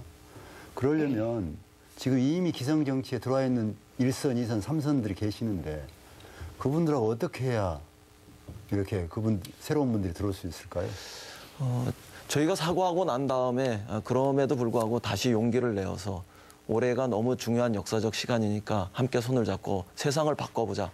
이렇게 이야기할 수 있어야 되고요. 그런 과정에서 우리가 기회를 만들고 소통의 창구를 열면 저는 젊은이들이 들어와서 자신들에게 주어진 권한 이것을 마음껏 창의롭고 자유롭게 사용할 거라고 생각합니다. 우리의 안방과 앞마당을 다 내주어도 저는 좋다 이렇게 생각하고 실제로 그에 상응하는 새로운 가치, 새로운 질서 우리 젊은이들이 만들어낸다 이렇게 믿습니다. 그래서 이제 새로 들어오는 저처럼 신입생들에게 이렇게 몇 선씩 하신 분들이 같이 붙이면 다 쓰러질 텐데 그 고민을 좀 더 해주시기 바랍니다. 시대를 이기는 장사는 없습니다. 네, 네, 말씀 잘 들었습니다. 자, 김부겸 후보께서 토론 주도해 주시면 되겠네요. 예, 문성근 후보께 질문하겠습니다. 네. 그동안 쭉 야권 대통합을 주장하시고 또 그런 정치 행위를 해오셨어요.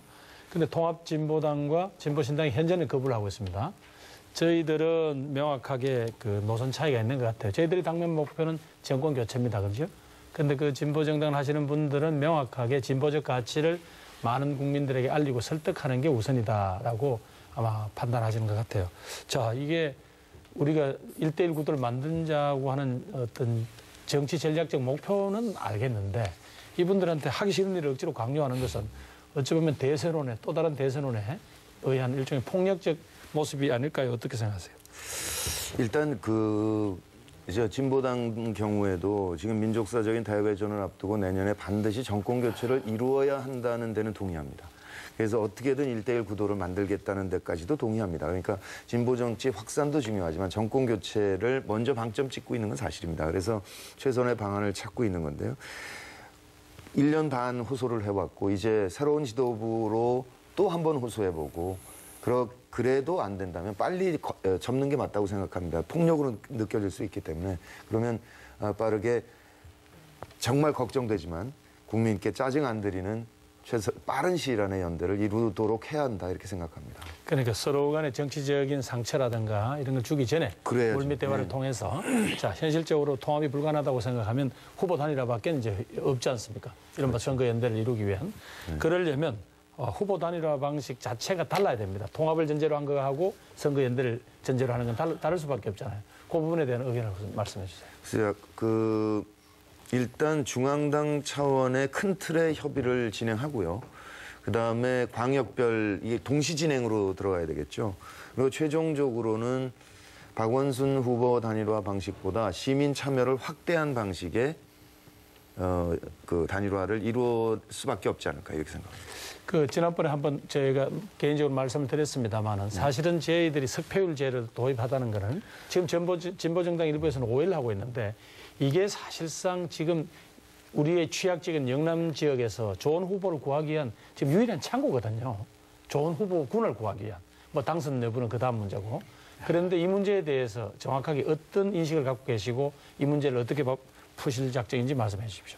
네, 그동안 민주당과 한나라당 간에 이제 석패율 제도에서 논의해온 부분에 대해서 상세 내용은 최근에 들었습니다. 그러니까 80% 이상 의석을 싹쓸이하는 광역에 한해서 한 명을 이제 한다는 거죠. 그래서 전체 비례 그 한 명을 그 비례 54석 안에 배치하는 거기 때문에 비례가 근본적으로 줄지 않는다라고까지 설명을 들었습니다. 그런데 정말 고충 끝에 이제 나온 안이라고 생각합니다. 근데 문제는 답변 좀 줄여주시죠. 그랬군요. 네. 자, 이번에는 이인영 후보가 토론 주도하실 순서입니다. 네, 문성근 후보와 통일 얘기를 조금만 더 해봤으면 좋겠습니다. 저는 문익환 목사님의 3단계 통일 방안이나 김대중 대통령님의 3단계 통일 방안 모두 훌륭한 통일 방안이라고 생각합니다. 그러나 지금은 통일 방안을 넘어서 통일의 이행 계획 이런 것들이 필요한 시점이다 이렇게 생각합니다. 실천적 이행 계획이 필요하다. 어떻게 보면 평화 통일 5개년 계획 이런 것들을 1차, 2차, 3차, 4차에 걸쳐서 20년 내에 우리가 민족을 통일할 수 있어야 한다 이렇게 생각하는데 우선 1단계로는 이명박 정부에서 지체된 또 단절된 이런 그 남북 관계를 다시 회복해야 합니다. 6.15 선언과 14 수준으로 다시 돌아갈 수 있어야 하고 이것은 이 단계를 넘어서 2단계쯤 되어서는 평화 경제 체제를 구축할 수 있어야 한다 이렇게 생각합니다. 전 한반도 차원에서 투자가 대대적으로 활성화되어서 한반도 경제권을 형성하는 이런 과정에서 아까 말씀하셨던 북의 자원 이런 것들이 더 본격적으로 개발될 수 있을 거다 이렇게 생각합니다. 그다음 3단계가 정치 협상을 통해서 말씀하셨던 국가연합 수준으로 우리가 발전해가는 이런 과정이었으면 좋겠다. 유럽연합 수준에서 화폐를 통일하고 의회를 만들어서 정치적으로도 접근해 갔으면 좋겠다 이렇게 생각하고 마지막 단계에서 전면적 통일을 모색하는 이런 과정으로 들어가는 게 좋겠다 이렇게 생각합니다. 이런 과정에서 특사 파견 말씀도 하시고 그랬는데요. 지금 당면에서 북한 정권을 우리가 다시 문을 열고 남북관계 개선으로 적극적으로 나올 수 있는 이런 그 방책 방안 이런 것들을 구체적으로 제시할 수 있어야 된다고 생각합니다. 요컨대 통일헌법의 문제라든가 국가보안법의 문제라든가 이런 것들을 개정하고 그럴 수 있어야 한다 이렇게 생각하는데 어떤 생각이 있으십니까? 네, 일단 마음이 닫혀버린 거죠. 사람이 하는 일이고.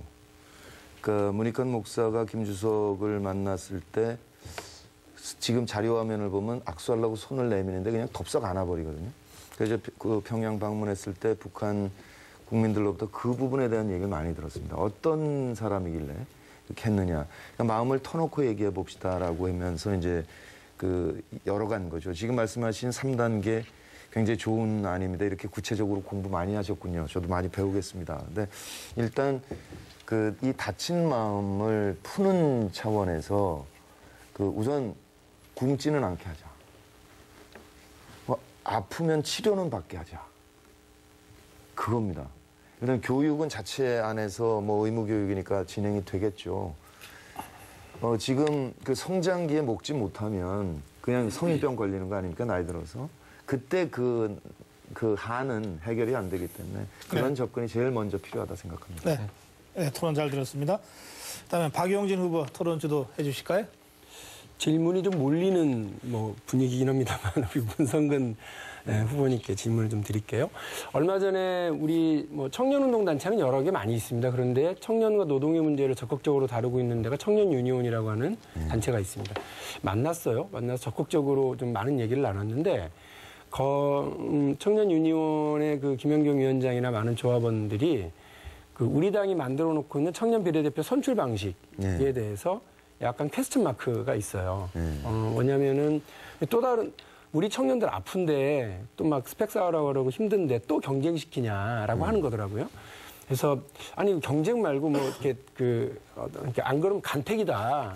이건 정말로 더 안 좋은 거다. 그러면 간택된 나이 어린 청년이 들어와가지고 나이 먹은 다른 최고위원들한테 할 얘기 다 못할 거다. 그거는 정말 어려운 문제다. 이렇게 얘기를 하긴 했지만 이 단순 경쟁 방식은 좀 변화시킬 필요는 있겠다 이런 생각은 들더라고요. 지금 우리 워낙 지금 이 최고 지도부의 선출 과정이 국민적 관심을 받아버리니까 상대적으로 지금 약간 청년 비례대표 선출 과정은 좀 그늘에 좀 있는 분위기이긴 하거든요. 그럼에도 불구하고 약간 제도를 조금만 바꿔주면 우리 청년 비례대표 후보들이 좀 적극적으로 많이 들어오고 적극적으로 자기 문제를 얘기했던 청년 유니온 같은 경우도 들어올 수 있겠다는 느낌이 있습니다. 혹시 제도 개선 관련한 고민 하나 있으시면. 네, 근데 이게 아까 말씀드렸다시피 제도를 요청했을 때 우리가 만든 게 아니라 갖다 이제 디민 거지 않습니까? 예. 근데 이 처음에 디밀 때부터 경쟁 방식 자체를 직접 모여서 논의해서 구성하십시오 이렇게 얘기를 한 거거든요. 근데 정당과 워낙에 거리가 떨어져 있었기 때문에 관심 없이 이렇게 경계하고 들여다보고 있는 거죠. 그러니까 좀 나아진 경쟁 방식은 갖게 이게 아니고 우리는 들어와서 경쟁 방식을 만드시라 이렇게 된 거예요. 근데 시간이 가버린 거죠 이제는. 그러니까 이제 굳어져 있는 부분이 있을 것 같습니다. 근데 경쟁 경우에 이번에 우리는 학력을 쓰지 않게 돼 있지 않습니까? 아예. 고졸이냐 대졸이냐 이런 거 관심 없는 거고 그 자체의 경쟁력, 품성, 정치관 이런 것들을 보고 있는 거니까 뭐 단순한 신자유주의적 경쟁이라고 생각하지 않습니다. 이걸 통해서 앞으로 스스로 만들어가면 됩니다. 청년 세대가 들어와서 그러니까 온당 만들고 지역에도 온당 만들고 직능 대표 모이고 또 우리가 선거인단 등록하는 분들 연말이면 500만까지 모이고 이렇게 했을 때 이 느슨한 연대 속에서 청년들이 활동할 게 많다. 예, 제도 개선에 대한 의지는 열려 있다고 보고 이제 적극적으로 참여해줬으면 좋겠다는 생각이 들어요. 그리고 또 하나는 우리 민주통합당 몇 년 가겠냐 이렇게 보는데 기왕 이렇게 시작한 거 정말 100년 가는 정당 만들었으면 좋겠고요. 무엇보다도 그러려면 초등학교, 중학교, 고등학교 때부터 그 정치 훈련 받아야 된다고 저는 봐요.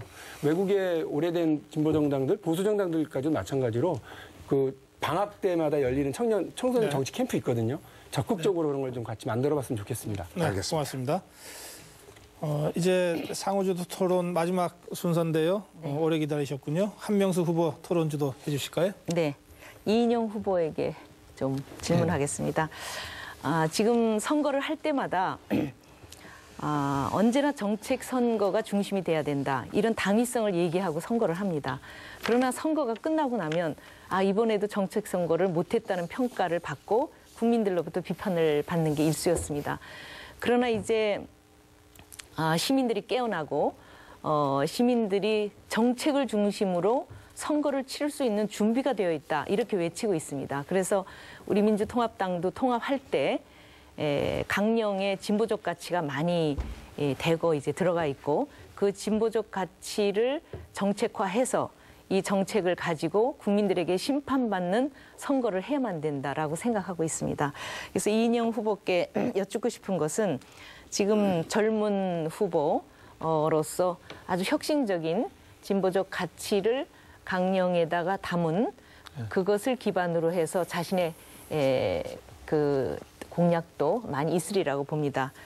그래서 앞으로 이인영 후보가 이제 제시할 수 있는 여러 가지 대표적인 공약들을 좀 중심으로 해서 우리 민주통합당이 진보적 가치를 정책화해서 국민들에게 심판받을 수 있는 그런 선택받을 수 있는 좋은 공약을 중심으로 좀 말씀해 주시면 좋겠습니다. 저는 핵심적으로는 지금 두 가지를 말씀드리고 있습니다. 하나는 노동이 존중되는 복지국가로 가자. 그것을 위해서는 획기적으로 비정규직 대책을 만들어야 되겠다.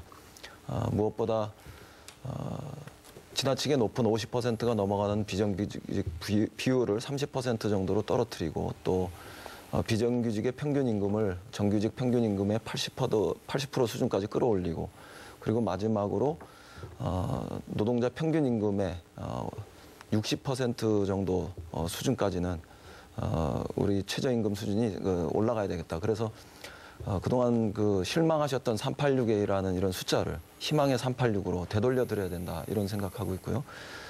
남발되는 정리해고 절차 이런 것들을 사회적 합의를 거칠 수 있도록 제도 개선을 했으면 좋겠다 이렇게 생각합니다. 그다음에 두 번째는 중소기업과 자영업이 공존 상생하는 시장경제 노선으로 가자. 정의롭고 공정한 시장경제로 가자. 이런 차원에서 중소기업의 그 업종 이런 것들을 품목 이것을 지정해서 보호받을 수 있도록 하고 중소기업과 대기업이 이익을 공유할 수 있는 이익 공유제 이런 것들을 우리가 도입해야 한다고 생각합니다. 골목길 상권을 위협하고 있는 대형마트, 대기업 이런 부분들의 무차별적인 어떤 확장 이런 것들을 사회적으로 제어할 수 있는 이런 시장 경제로까지 가자. 이것이 제가 생각하고 있는 노동이 존중되는 복지국가 그리고 정의롭고 공정한 시장 경제 이런 데 핵심 내용입니다. 네, 말씀 잘 들었습니다. OBS가 생방송으로 보내드리고 있는 민주통합당 대표 후보 정책 토론회 어느덧 100분이 넘었습니다. 이제 마무리를 해야 될 시간인데요. 마무리 발언 시간 드리겠습니다. 각 후보께 30초밖에 드리지 못합니다. 시간 좀 염두에 두시고 마무리 인사 말씀 해주시면 고맙겠습니다. 먼저 박지원 후보부터 시작합니다. 박지원 후보 시작하시죠. 이 박지원에게는 뼛속까지 민주통합당의 피가 흐르고 있습니다. 아직도 민주통합당에는 박지원이 할 역할이 남아 있습니다. 제가 박원순 시장을 당선시키듯 제가 역할을 해서 총선과 정권 교체를 반드시 이루어내겠습니다. 민주주의를 해서 시장 경제를 위해서 그리고 남북 관계를 위해서 총선 승리와 정권 교체 앞에 박지원이 서겠습니다. 네, 고맙습니다. 박영선 후보 마무리 발언 부탁합니다. 네, 우리가 새롭게 만들 대한민국은 사는 곳에 상관없이 또 태어난 신분에 관계없이 아버지의 부나 신분에 관계없이 젊은이들이 자신의 꿈을 펼쳐나갈 수 있는 그런 나라입니다. 새로운 정치는 공정한 기회가 누구에게나 주어지는 나라, 그리고 젊은이들에게 꿈을 주는 나라를 만드는 것입니다. 용기가 세상을 바꿉니다. 그리고 상상이 새로운 세상을 만듭니다. 두려움 없이 새로운 변화를 만들어내겠습니다. 기호 6번 박영선입니다. 네, 고맙습니다. 이강래 후보 마무리 발언하실까요? 이번 4.1 총선의 최대 격전지는 수도권이 될 것 같습니다. 수도권 111석 중에서 민주통합당이 70석 이상이면 제1당이 되고 80석 이상이면 과반 의석 확보가 가능합니다.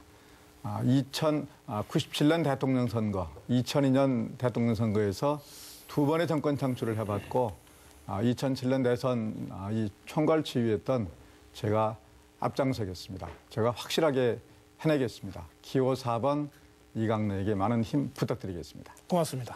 이하경 후보 마무리 발언하시죠.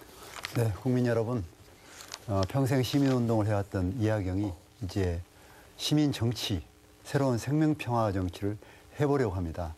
여러분께서 많이 격려해 주시면 고맙겠고요.